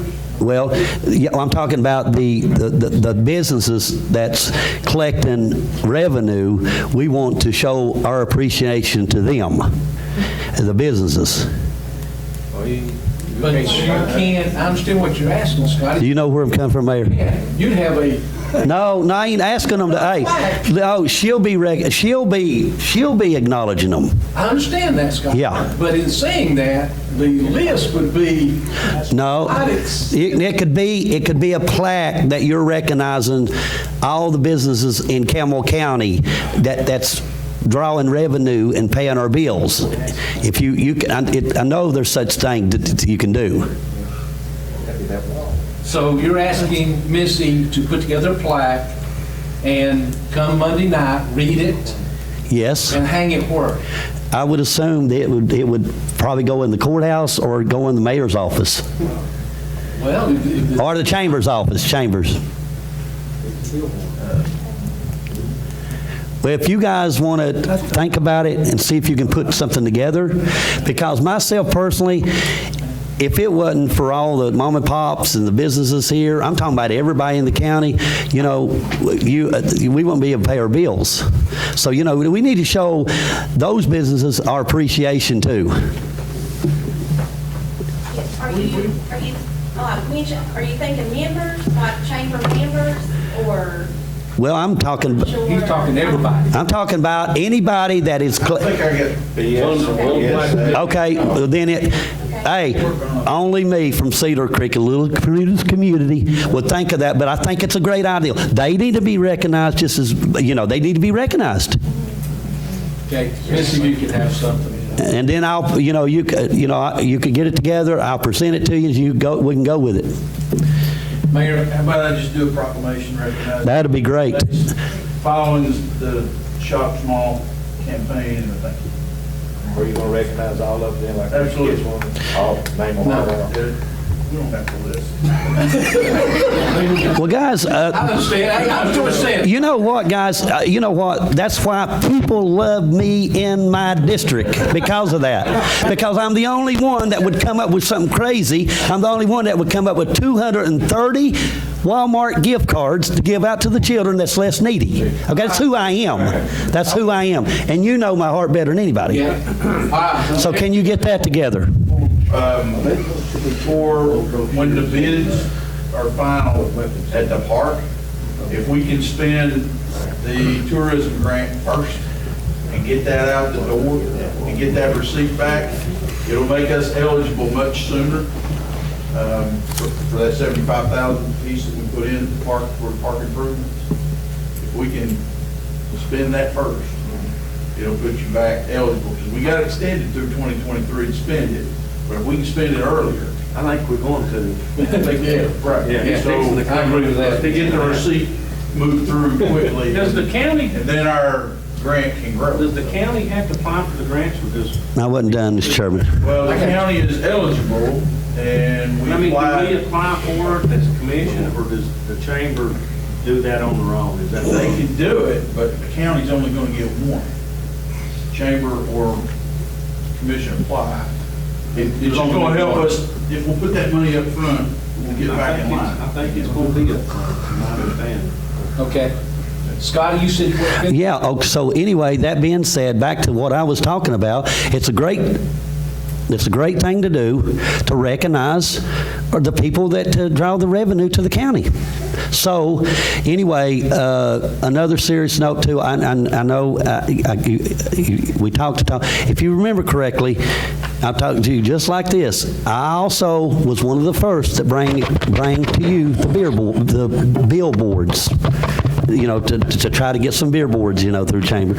And also, I'm definitely, seriously, I'm telling you, I don't want to take money out of my pocket, but I'm telling you now, we need nice signs, through the scenic route. I'm telling you. I mean, yeah, we do. We need them from the interstate all the way through Jellicoe.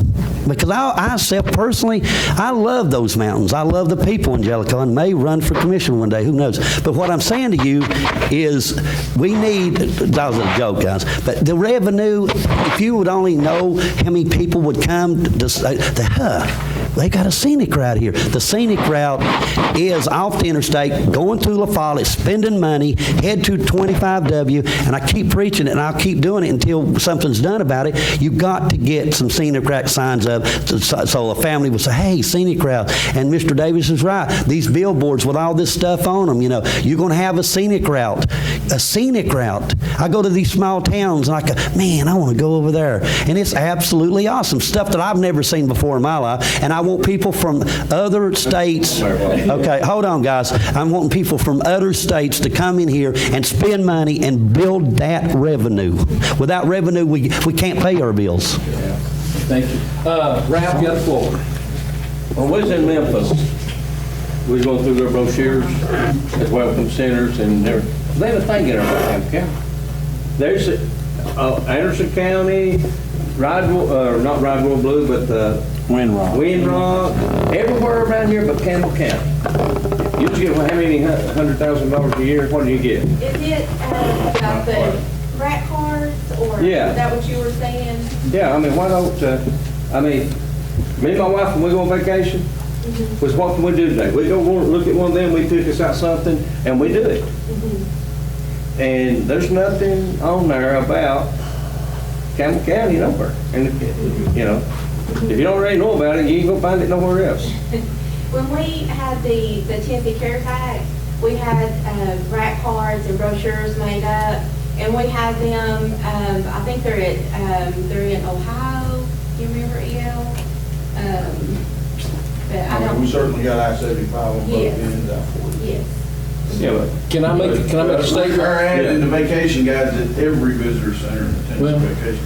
I understand that, having them in Ohio and Virginia and stuff like that, but if I'm coming through Knoxville and I stop, that's where, I'm going to look to see if I can go Right. one of those places. When I'm in Ohio, I look at Ohio. So, Mr. Chairman, I wasn't finished. Just a second, Okay, just a second, I'll get back to you. You go ahead, Ralph. I just want to know, and I'm throwing this at Mr. Gibbs, every time I speak, or one commissioner, Scott speaks after everybody. He needs to get his point across and don't speak 500 times a night. I'm not going to stop talking, really. He wants to retaliate, and he speaks, Yeah. I can't sit here all night. I apologize. No, I ain't talking about it. I'm just saying, I understand it, Scott, but get your point across. It ain't just me, it's all of you. It's because I'm going to talk when I'm going to talk when you guys are not talking. So can I finish, Mr. Chairman? Just a second, Ralph. I'm done. Go ahead. Okay. So anyway, I'm not the county mayor on the issue about appreciating our people that drive the tax revenue. I appreciate it if, I'm not the mayor, but if I was, this is sort of the things I would like to do. I would like to get it out there where people, the taxpayers, the people that's collecting revenue know that we appreciate them too. Absolutely. Thank you, Miss. I forgot. Just go on. I'm done. Missy? One more thing. Yes. We're also working with Florida, and as being the chamber is to be a flow-through for the Elk viewing towers, the renovation that they're doing there. And so I'm working with Bill's family really close, and Terry and Lewis, and so that's another thing that we're Bill and I work together with the grant process, and actually on 2 grants. And so we have received the money for that, and I'm working with Bill's family to, you know, to get all that so we can get the elk viewing tower up and going again. I've just thought about it. Remember what you saying? Yeah, how many members on the commission is on the board? On our board of Yes. directors. None. Can we put Scotty on your board of directors? He's been sarcastic. Let's move on. No, Mr. I Chairman. mean it. He's got so much interest in it Mr. Chairman, can we flowing, move on, really? Yes. I didn't get to finish. Go ahead, Mr. I mean, have I got the floor? You got the floor. Mayor, can we do that? Can we put Scotty and put him as an officio member of the county commission on the chamber? Mr. Chairman, do you not, okay. Second. Why not? You're asking? I'm asking a question, legit question. Does the mayor serve as a member? Okay. Guys, at one time, all the county commissioners served on the Chamber of Commerce. Well, that's what I thought when I first come here. Got down to actually 2 members, and then we don't have nobody else. Yeah. At one time, all 15 commissioners, Whit and I served on. Miss Sue, you remember that? No, I can. So, I'm just curious. I mean, you don't have a lot of interest. I'm trying to help you out. You're not helping me out, Mr. Ork. It's sarcasm. Don't worry about it. anything else, Rusty? As long as I'm talking, I'd like him to be quiet. Okay. Mr. Kidd? Same here with Richard. You got it? Yeah, definitely. Definitely. Got my point across. Last word, Scotty. That's God Almighty. Let's move on. Okay, thank you. Missy, I'm sorry, buddy. Thank you very much for Thank coming. you all. I And thank you for the support. update. Thank you. Appreciate it. Thank you so much. Guys, I'm gonna tell y'all something, right now. Boomer, James Freeman was correct, wasn't he, when he sent you the video I leaks? meant to apologize to you in advance tonight, before we started filming, because we started filming the workshops as per orders from Jim Freeman, because he felt they would be more enlightened to the public as to what they'll probably solutions for. Yes, sir. Very good. What Well, happened is we're gonna have people, like, tell it, Willie. hey, and thank you very much. Hey, no. Thank you very much, sir, because I want the public to know that, hey, workshop, they get to express themselves any way they wish to get their point across. But on commission nights, it's motions and a second, and we vote on it and do the county's business. So I just like to say that. Now, since we've got everybody taken care of here, let's work on the agenda here. Okay, the committee reports and minutes. We have the budget, finance, education, legislative. We got that in here. Approval of budget amendments and other funding resolutions. We approved every one tonight except for budget resolution 12-9, and it was tabled. Approval for payment of the monthly travel credit card. I think the county commission's zero balance. The mayor's balance was $466.82. Just came through today. Gotcha. Reports from county officials and departments. Reports from organizations receiving funding from the county. Moving on down, this is for information purposes only. Debt obligation form, no action required. Surface mining permit, I think maybe you sent that out a week or so ago. Okay. Approaching deadline to join opioid settlement. I thought we were already in that. Sent out the email that we are recorded as agreeing as we agreed last month. Okay, so we're good to go. That email I sent out was from our attorney. We have registered in the 2 places where they advised us. Okay, that was the thing I was worried about. Comcast program advisory. I think. It's just info. They changed some services and showed. I think they said the ACC network will be coming on Comcast. Well, y'all kind of like, Notre Dame's part of the ACC. What? Raise the rate, yeah. Okay, update on Tennessee State Court grant. Sorry, speaking of Comcast, we are having a communication committee meeting with Comcast tomorrow. Okay, thank you. What'd she say? There'll be a Comcast meeting tomorrow. At what time? 5:30 upstairs. 5:30 in the upper courtroom. Okay. Okay, update on Tennessee Safe Court Grant. Mayor, is that something? There was a memorandum included in the It's package. Okay. Okay, other matters, library board appointments, do we have those in there? You have, it will be separate from your packet. It was all, gave in a handout to all of you, which is basically the library board sent all their financials and stuff. They have a new secretary handling everything, so she was trying to get it caught up. Okay. And they do have some requests for appointments. So it says, the Campbell County Library Board held a meeting on Tuesday, November 16th, 2021. I was made aware that she didn't know she had to send things in earlier in November. These are the following individuals from the county, we had previously voted to recommend the following individuals to the Campbell County Commission to be placed on the library board. These are Jim Arnold of Jellicoe and Frida Branham of Jacksboro to their first term on the library board. We are recommending that Pamela Miller be reappointed to her position, and also Laura Arnold and Eunice Reynolds need to be removed. Eunice Reynolds submitted her resignation and Laura's term expired. So you'll be sending that out? You all have it. In the packets? Okay. Yes, you have it already. Okay, thank you. The wheel tax sticker removal, Mr. Kitts, you carrying that? Yes, sir. Okay. Public Charter 6, information or action as required. Mayor, can you give us a little date on that? Just gonna look at the document here. Okay. It was one of several that came through.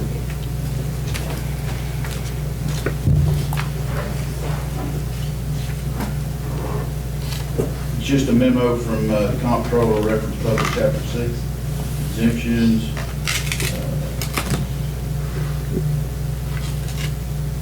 Provisions regarding COVID-19. The law allows private business, governmental entity, school, and/or employers to seek an exemption from Chapter 246 of the law by submitting notice in writing to the comptroller of treasury in compliance with Chapter 246 of the law will result in loss of federal funding. This is about the mask mandate through OSHA. So, but I think we have it built. Can I? Go ahead, Sam. Didn't the state, because I've seen something on the comptroller's site, didn't the comptroller's office suspend issuing exemptions because of lawsuits? Because I think okay. To request an exemption, they've got the link there. But what I'm saying. Do we need to approve that?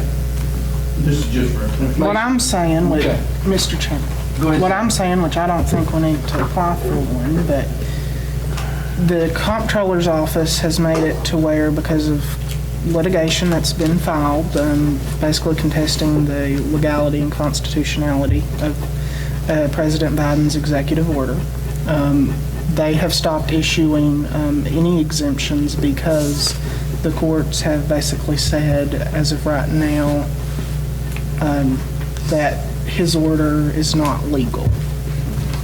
So. This is dated November 29th, so. Thank you, sir. Moving on down, Mayor, you have the floor. Okay. We discussed it and we approved in principle, but I need language from Campbell County requesting cancellation of the ARC broadband grant in order for ARC to redirect those funds to Highlands Telephone Cooperative for the same area coverage in Campbell County. Pardon, I missed it. John, we discussed it a couple months ago. We don't have minutes for it. But I need an action by the commission to request ARC cancel the existing broadband grant in order for ARC to redirect that grant through Highlands Telephone Cooperative. What was it directed at in the first place? To Campbell County. Just to Campbell County. And so when they agreed, after we got it, they also agreed that if a telephone cooperative gets it, they can match. So if we're going to do that, it's much simpler to surrender the funds back to ARC so they can redirect them. So ARC going to direct those to the Highland Telephone Company? Has Joe looked at these? He has not. This is what I coordinated with ARC and ECD. Yeah. I don't have no problem with it as long as Joe's approval on the I haven't seen legal side. $499. You need somebody to carry that, Mayor? I've got Mr. Chairman on that one list. Hold on. Anybody want to carry that for the mayor? I'm good. Okay. Well, I've already talked to him about it. I've got to carry Mr. Kitts. Mr. Hickenbach will be carrying that Monday night on ARC. Go ahead. Well, that was dirty. I'm the That chairman was dirty. in right now, and I'll do as I'm pleased when I'm the Yeah. chairman. It's not always you. It's always you, ain't Let's it? go, that's enough.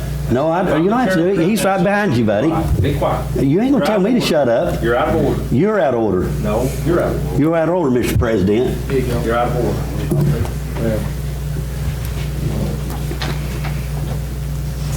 The next item is just for information, but it could affect our volunteer firefighters. And Treasurer Lillard sent that out for information, but it's a length of service award program to try to attract volunteer firefighters and recognize volunteer firefighters.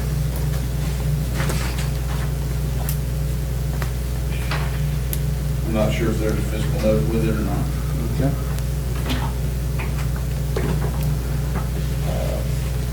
Also, I need to announce for the record the Powell Plains Utility Board appointment with Greg Lynch for the record. Chairman. We don't have to approve that, do we, Mayor? No. It has to be in the record then, So you as information. as information? Okay. Anything else? We'll need to mention that Monday night to be on the minutes. Yeah. Make sure that you recommend, make that. You'll have to mention that Monday night so that it's in the minutes, if that's what you're. So it'll be, mention that Monday night, so it'll be added to the minutes officially. Mr. Chairman. Mayor, is the ARC grant application or contract in the button actually here in the docket right now? It is not. It's not? We've already received it, but we got approval for the telephone cooperative to match it. Can you send me a copy, email me a copy of it? I have to address it. All the commissioners are supposed to be. Mr. Chairman. All the commissioners are supposed to be to receive a copy of it. Okay, yes. If I'm gonna vote on it, I don't see it, I'm voting no. I have moved all correspondence to you. Have you?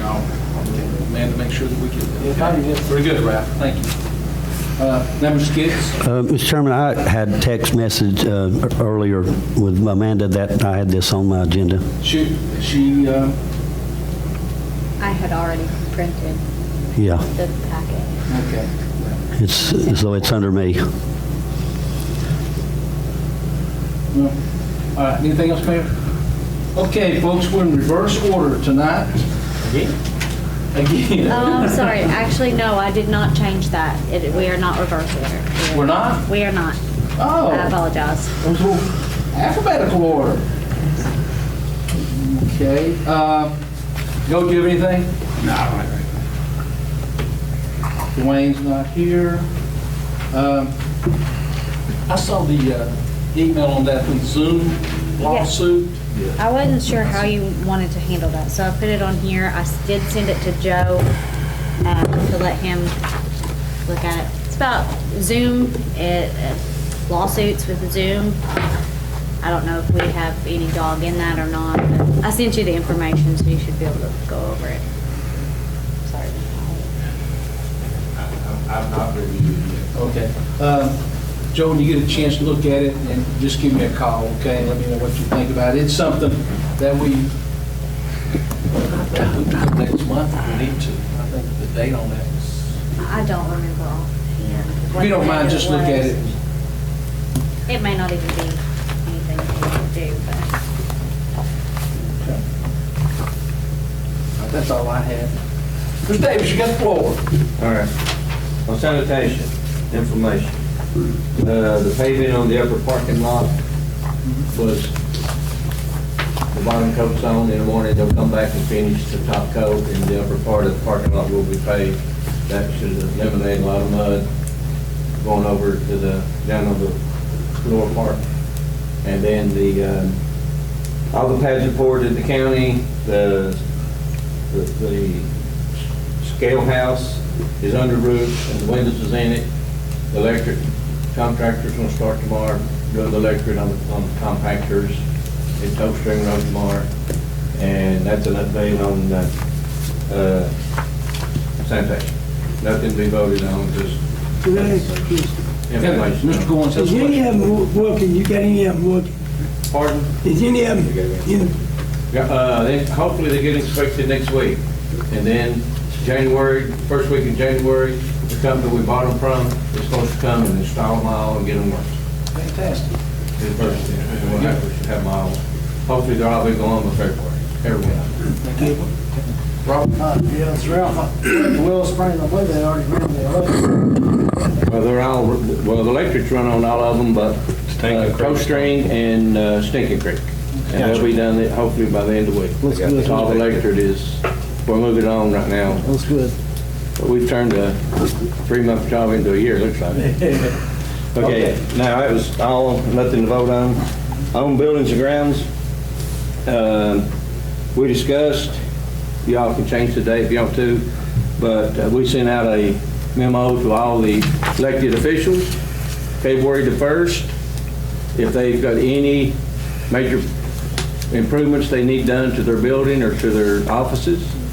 It has to be signed and turned into sanitation, the buildings and grounds to Tony, brought to buildings and grounds to be approved in the February meeting. And if they don't do it, unless it's an emergency, they will not get nothing done to their building next year. Painted or nothing. So we're trying to eliminate in the middle of the year, just coming up and saying, man, I just put tile down, or let's paint, let's do this. So we only got a lot of money, of like $71,000, and we need to know where it's going to go before we spend it. And now this was not an emergency. If emergency comes up, that's one thing. But just an improvement in their offices. And you know, they all have to come before us anyhow if they're going to spend $500. But this year is if they fail to figure out something, want windows or want tile, if they don't do it February 1st. Unless it's an absolute emergency. Mr. Morrow had a question. Just real quick on that. So are you all gonna like go through and prioritize and use it for just internal committee use, or are you gonna bring like a, Can't hear you. are you gonna bring the list to the commission to approve, or how's that? Whatever they bring to the, you know, if they bring anything, then it'll be brought before the committee, and the committee will bring it forward to the commissioners to approve it before it's spent. You know, that's just to get it took care of, have it took care of. And Tony can plan ahead. And, you know, Tony will know where his money's going in advance. Work that out. We're, just give you the little news. When the Justice Center is completed, we're going to have a ribbon cutting ceremony. We'll be asking some of the merchants in town if they would want to donate a door prize. And anybody comes, they'll get a ticket. We'll do our ceremonies. We'll go do a walkthrough through the building. Jim Freeman's going to MC it for us, and we're going to have a nice little ceremony and show the building off, show what it's going to do, and then we can give away door prizes for just get people, you know, they're going to come out. We'll reward them for something. If you show up, and this might open up a can of worms. It's been on my mind is, would there be any way that we could reach out, you know, all these statues of our presidents and all these people and these busts? Well, I would love to be able to, Campbell County, get every one of them and display them and have them here in Campbell County where people can come back and see where our history comes from. Now, to me, that would be wonderful. But that's me talking. You want to make some whiskey? Well, I didn't say moonshine still. Are you wanting to make that in the form of a motion? Well, that's debatable. That's what we're here for right now. May just want to coordinate with Congressman Burchett, because I think he sent a bill through Congress to do it last week. Well, I better call him tomorrow. That's right, call him and say, hey, we'd like you over there. See if I'll call him, because he's supposed to take me out for dinner. Okay. do you want to make that into a form of a motion that this body approve? Well, okay, Ask- ask for- if you, anybody got any objections, I think it'd be wonderful to, I think little statues, you know, and have a park. You know? right, and put them up, and people, there's more people want to see them than don't. But I just think the history, Ronald Reagan said that when a country does away with its history, it's doing away with its country. And we're doing it. Speaking of that, does anyone oppose? I mean, is anyone opposed to that? Everybody okay with it? I think that's some Amanda Skin folks have. Yeah. Well, I'll put them, I'll carry it, I'll ask for a second. Anybody want to second it with me? Anybody want to carry it with me? I think the whole board, unanimous. Unanimous second? Okay, all right. Well, I mean, I'm glad. So you got that one in? Feels that way. Anything else? Other than what you get me for Christmas, I'm done. Mr. Chairman. Thank you, Robert. Do you have a question, Mr. Davis? Yeah, I do. Okay. Mr. Davis, Mr. Kent, What, question for you. let's see, what is your meaning for that? What do you want to get from this? What do you wanting the people to see here that when we do this? All these statues of all of our presidents that they tore down and took away and got out, don't want in their buildings, we'll put it up and make a museum out of it and fix it here in Campbell County. It's our heritage. Yeah, put the heritage into it, and I won't get nothing out of that except I don't want to see. No, ain't what I mean. I mean, I want to know what you're thinking, what your way of thinking is that it would do Campbell County good. All people in here, if Yeah. we had all of them, we could had a billboard sign and say, hey, every statue they throw away, we got it, come get a look at it. Like the mayor said, Scotty, Tim Burchett's already got something going through the House to direct those statues to Powell, Tennessee. I see. Oh, you're just going to direct them, is that all you want to do, then they'll be moving around, I guess? No, bring them here to Campbell Okay. and put them up permanently. It's stationary here like a museum. Yeah, where people could come in and stop and look at them, and especially if you had them in one spot, that's. Now I've seen some of these statues in person that they tore down and moved. Scott, is that your question? Yeah, I guess, I'm just thinking, they'll be displayed here, I guess, for people to. That's what I'm here in display. Mayor? Just the presidents. Everybody. I don't care who it was. If they don't want it, we do. If they tore it down and throw it away, we want it. Hey, Ralph, let me ask you this. I'm just asking, maybe you guys, you can chime in. I don't know if does anybody else ask for these, or do you know of? It's a Burchett had it for Powell. Yeah, well, okay, that's where we're at, okay. But it shouldn't, to me, when I said that, I didn't know nobody else had asked and didn't care. I just think that's what I want. Well, it is a good idea. I'm going to do it. I will do it. Thank you. That's the only motion I'll have. Okay. Appreciate it. Whit, you have anything? Okay. Robert? Robert? I'm gonna carry the ARC grant contract once Joe reviews it and brings it back to the commission Monday night. Okay. So I'll carry it for the mayor. Tyler, do you have anything? Just that dictionary. Dictionary. Okay. We'll make sure that we make that happen for you. Okay. Scotty, you're next. Yeah, well, I was going to do the LRC. It was on my agenda. Amanda had it earlier today, but I'm not going to argue with the tomato gain over there. So I guess on what it would have would be we'll let you and Missy work something out. If we don't do it Monday night, that'd be okay. We can do it for January, New Year, which would be good. And but I'll let you guys get together and see what y'all come up with that. We don't have to rush it. But I do think, Mr. Chairman, that the people in the county, that has a business, I think they ought to be recognized, and we need to let them know how much we appreciate them, bringing the tax revenue in. All business. Yes, exactly right. The chamber and all businesses, yeah. Okay, and that'll be Mayor Mississippi. Yeah, they'll do it. If you bring it maybe January, maybe sometime, if we can get that done. And other than that, Mr. Chairman, about the only thing I would have would be Maria Parton on the wheel tax sticker. You're going to get it? Yes, sir, that is right. And that'll be it. Okay, that's it? Yes, sir. Butch? No, sir.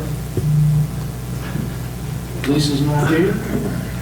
There were one complaint that I had. If I won't try to see if we can iron it out here tonight.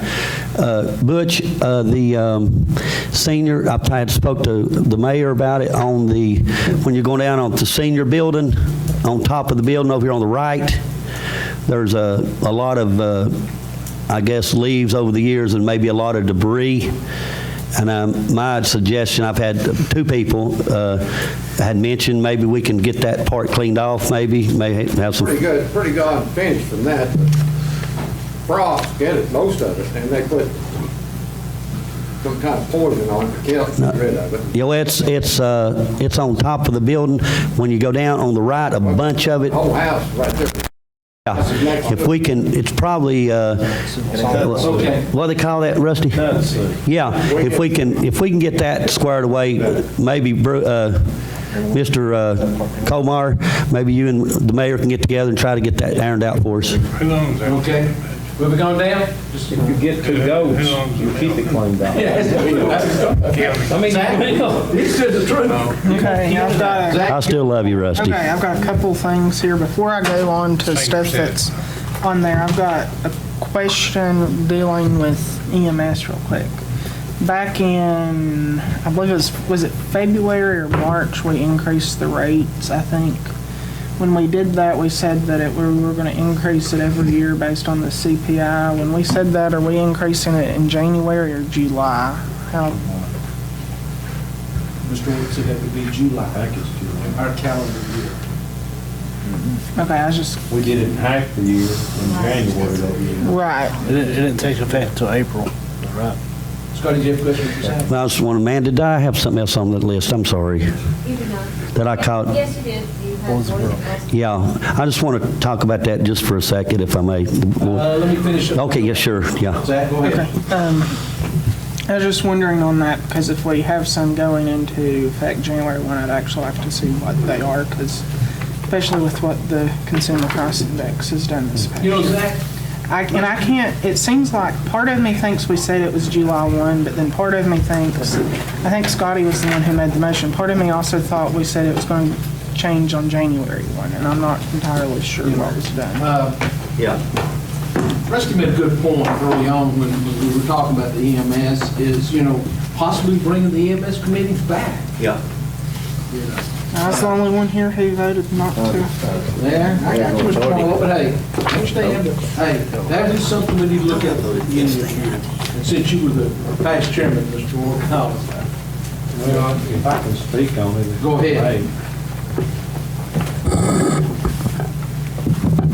The EMS committee has actually been around for a long time. I guess I broke history by bringing the motion to change it, to take it out. And all we did, Zach, you was at the meetings, Johnny was at the meetings, that all we did was look at the finances every month. We looked at the numbers, And at the end of the year, that's all we did, was look at the numbers. And I wanted the whole commission to understand that we spent sometimes 2 hours every month looking at the finances. And then we got the problems. When there was something occurred, we took the heat.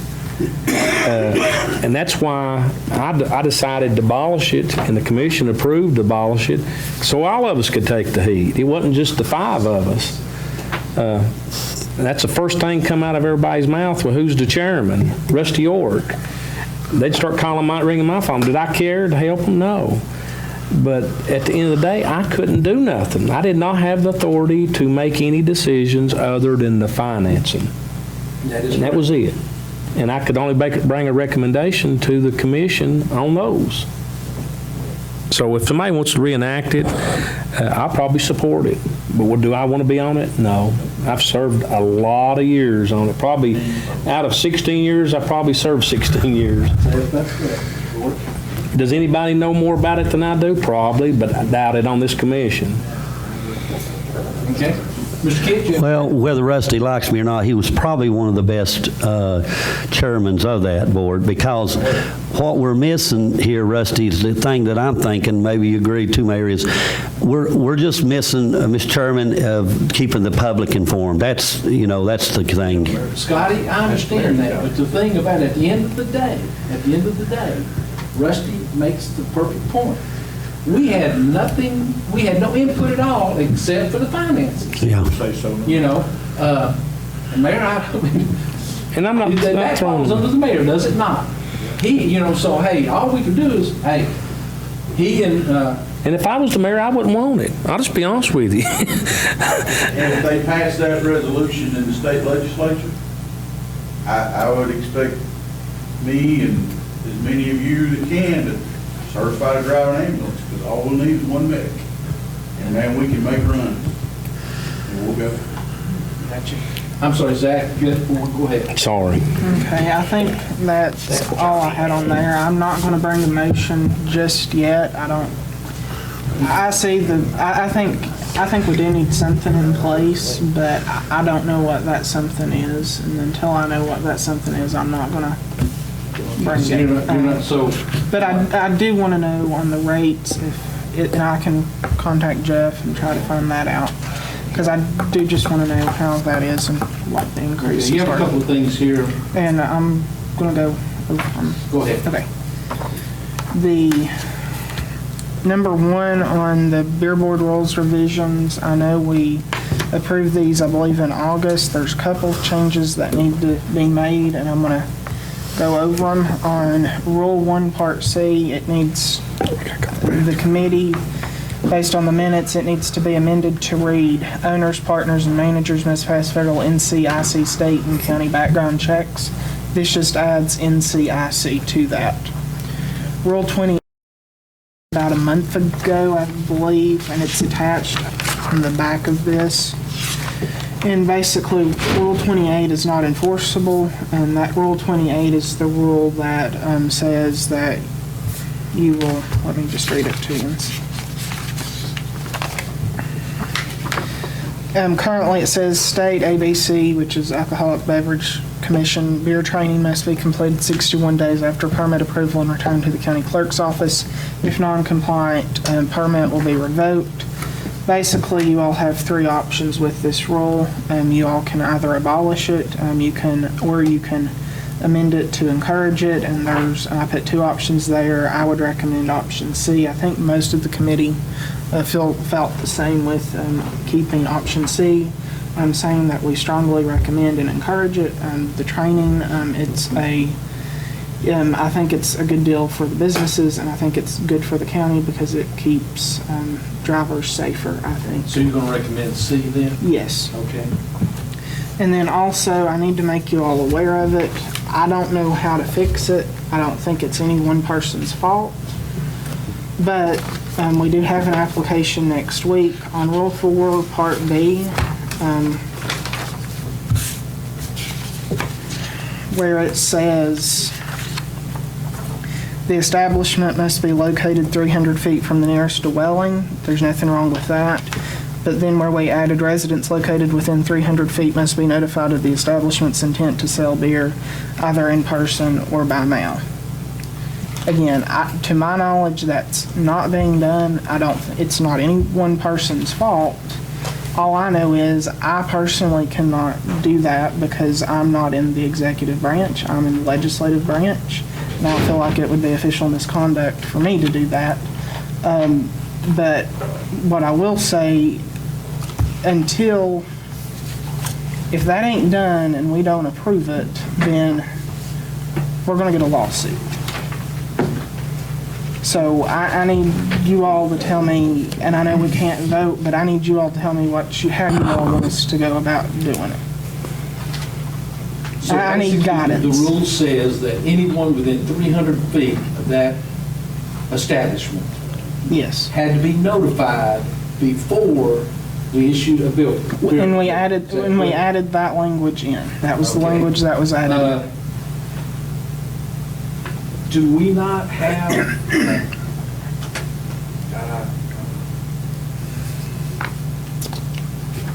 do we not still have an officer going out and inspecting the building? Supposed to, by law. Yeah. Okay, I'm sorry. Ralph? Yeah. He can correct me if I'm wrong. We never pinpointed who was supposed to do that, is that right? Yeah, that's So- kind of the issue. Why can't we say the officer, when he goes and checks the building, he is to go to each door, and if he can't find them, he comes back and the clerk has to send him a letter. That way we take care of it. So that's, or let the clerk do it, let the clerk's office do it, they know who's, I mean, I understand what you're saying, Zach. well, we need to come up, like he's saying, I mean, we have two options. Let me ask, from this, we have an application next week. We don't have time at this point. Do we go on ahead and issue it and then, I don't, but Scott, go ahead. The establishment you got next week is Demery Mart, and they've had it at Demery Mart since Bo's Place had it, since the previous owner, which was, I mean, the new establishment, I can see where the problem lies.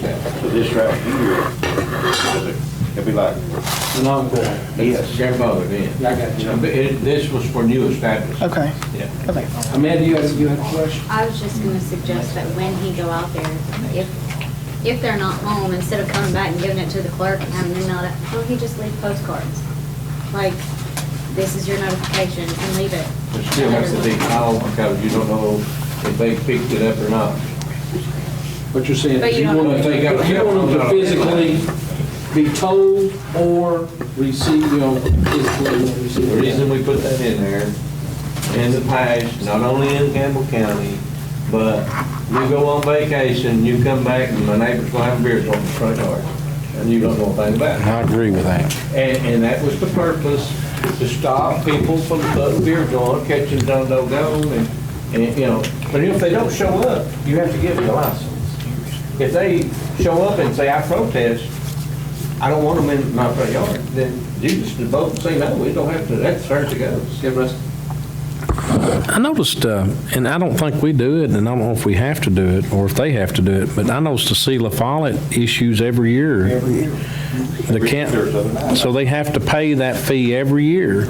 Ours still pay the fee every year, but I think the way we do it, you don't have to, what? And just $100? It's either 100 or 250, I think, but the way we do it, you still pay that, but it don't have to come back before us for approval. So you guys feel like, since the Demery Mart is Yeah. an established already there, that Zach, I don't think there'd be an issue. Unless it's been empty for 6 months.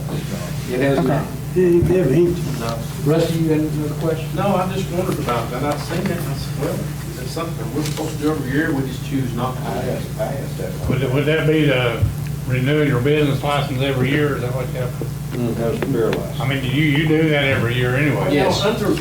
And I know a business It's license. $100 every January, and it's set with the state, so yes, they have to pay it. Okay. Ms. Sue answered that question for us. That's through the clerk's It's still office. that way. Is it still that way, Tyler? Yeah. I think. I won't remember one of the meetings that I sat in on the beer board, that the chairman of the beer board of each county has to sign that. So is that being done now? I've not signed in either. Because that's a law, isn't it? Well, it hadn't been done in the last 8 years, but it's supposed to have been done before it's illegal. That needs to start happening. Zach is supposed to sign them first. He's supposed to sign it. If his name ain't on it, that beer permit ain't no good. It's worthless. It's worthless. But now I went around different beer joints and I kind of left them reading the names, but they were, they were. Don't start that. All right, Zach, anything else? Yes, but I do have a comment. I do have something else, but I do have a comment first. So yeah, 21-year-old gets to Okay, anyways, okay. It's not my favorite part of the job. Hey, you guys, you're the chairman. Okay. Go ahead. Also, the Education Committee and Legislative Affairs Committee met. You have your proposed legislative agenda that we need to adopt. We can amend this as needed. We can add to, take away, just to hit the highlights. We support legislation that would allocate more state dollars. We support legislation that would enable military medics to be recognized by the state of Tennessee.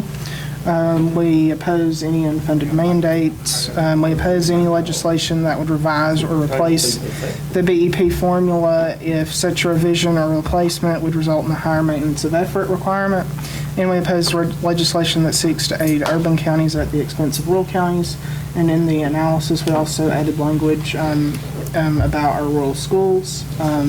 And of course, there's a lot going on with the education funding formula. I'm not an expert. I will say there's reason to be concerned about it, but at the same time, there's also, whether you're a liberal or a conservative state, there has been a push nationwide to move more towards a student-based funding formula. So I'm interested to see what it brings, but we need to be very cautious. Gotcha.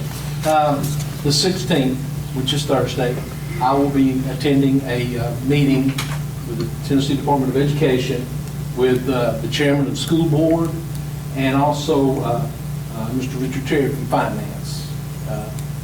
They've asked us to come and listen. The information that I get, Mayor, are you going to go to that? I think that your name was on there. Trying to deflect my calendar. Okay. In saying that, all information that I get, I will give it to Amanda and make sure everybody gets it. Right? Rich, can I add one? Go ahead. Okay. I do just want to say on the local, and it's about the local match. Yes. And I find it very interesting, and I'm not trying to pick a fight with anyone, that the Tennessee Department of Ed wants our school boards and not the county commissions to be leading discussions regarding the local match. I guess our Tennessee Department of Education needs a lesson about how schools are funded locally in the state of Tennessee. Yeah, they can start letting them fund it themselves. Well, Anything else, Sam? no, that's not it. Okay. So the only thing you'll be bringing is a recommendation for your committees? Yeah. Okay. Right? Oh, I've got. Go ahead. I'm sorry, I just thought of it. Go ahead. I think this is it. Richard Terry had approached me. I think Ron Delbeck's wanting some defibrillators, and we're going to look at potentially trying to get ARP funds for that. That will require an infrastructure meeting for probably first week of January. Okay, very good. Thank you. Ralph. Okay. The gentleman here, I put his card up so I don't remember his name, about the electrical and the lights. Yeah. I met with him, when I met with him, he's going to do a survey of the whole courthouse on the lighting. When he gets it done, he's going to contact me, I'll get with Amanda, and we'll set up a meeting, he'll come in, and we'll go over and look at it. Yes, sir. Won't you talk to him and give us some freebies so we can try out there at the scale Okay. house? All right. That'll work. That way we'll know what he's offering. But when that meeting, when you see that meeting scheduled, that's what'll be on the, and then I encourage all you commissioners to wants to come to attend it, and he'll bring us brochures and demonstrations, and so we want to have a meeting. That's why we do this first and come back. So that's what we're going to do. Very good. Thanks, sir. All right, thank you. Miss Sue. Not anything, thank you. She wake up. Arrested.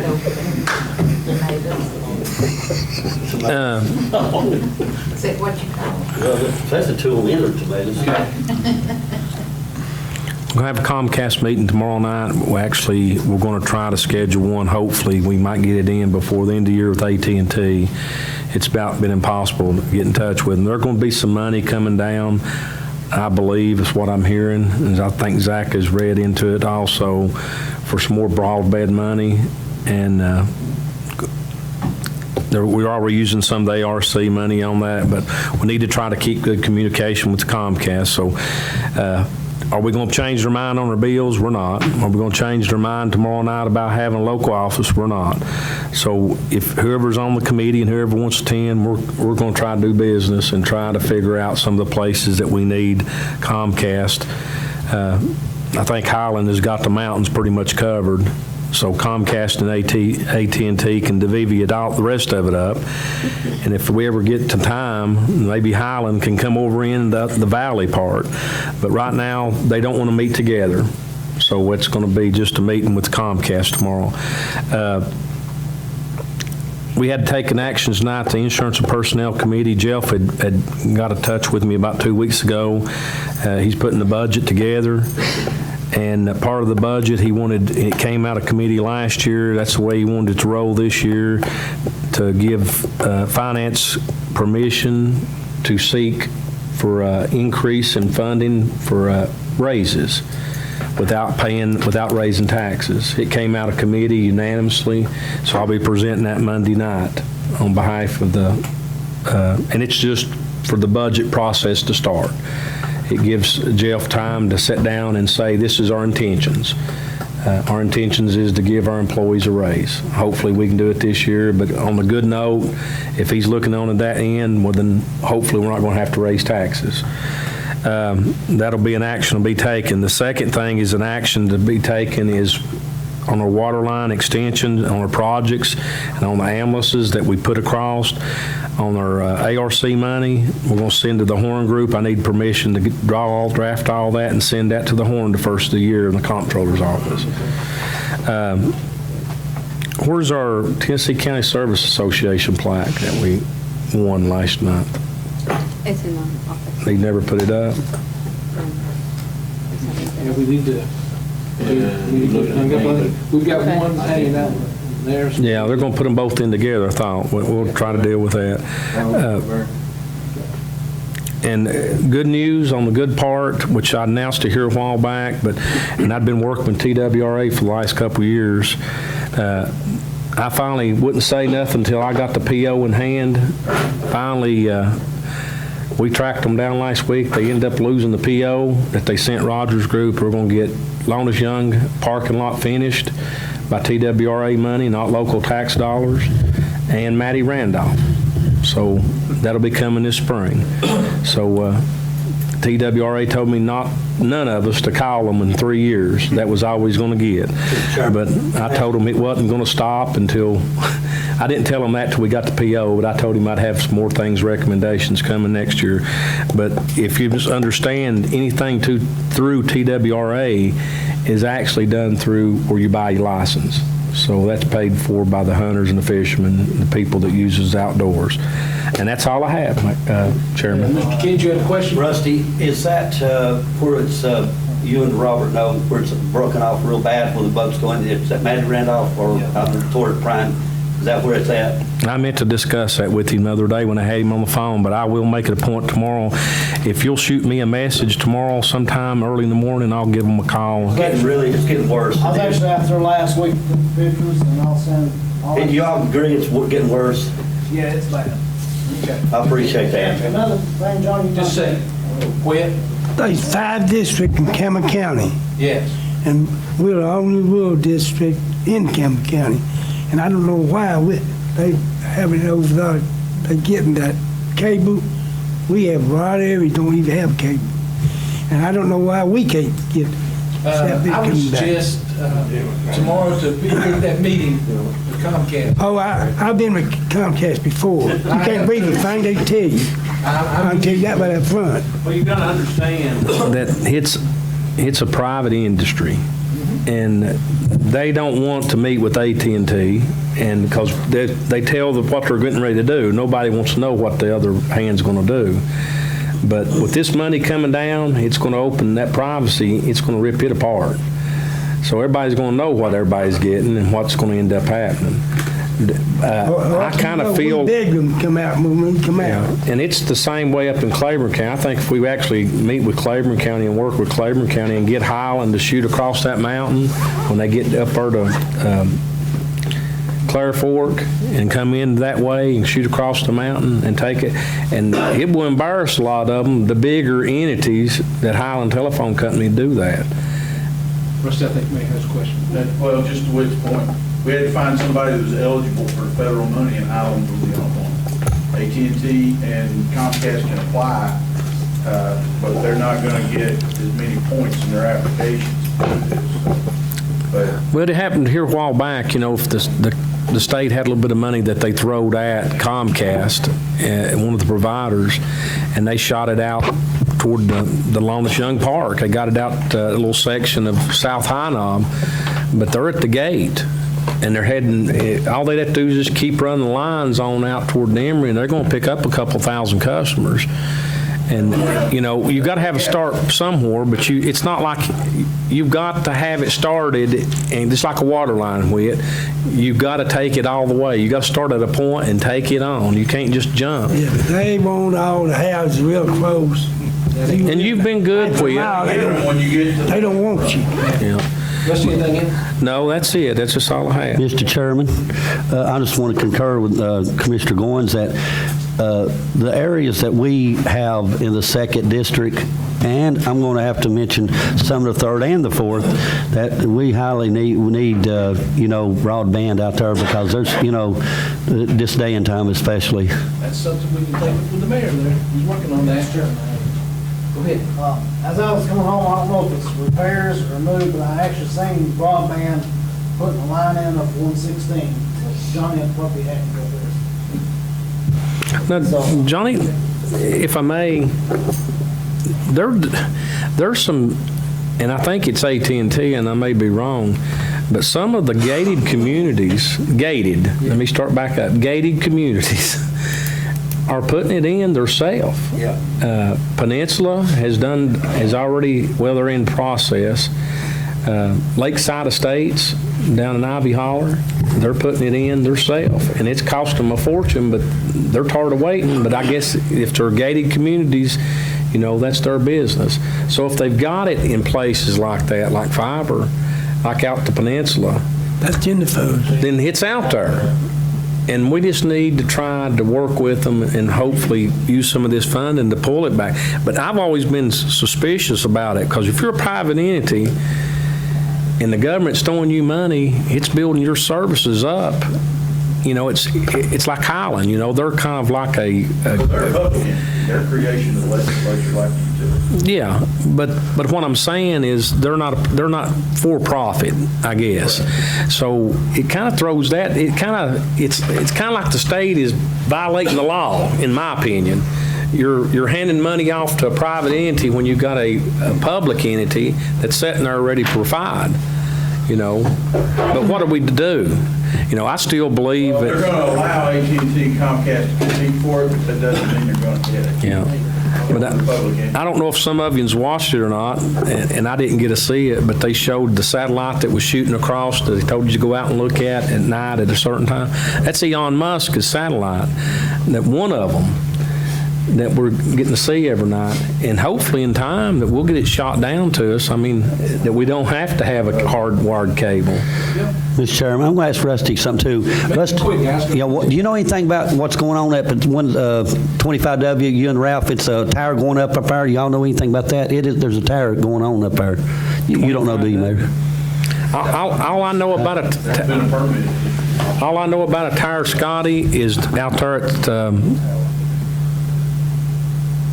Old Long Hollow Road. I had some people from your district had called me about a month ago that they didn't want a tower to come in out there. I checked. I didn't find any permits, didn't find nothing and it don't make any sense to me, but they're saying that the landowners is saying that they bought this property for a cell phone tower.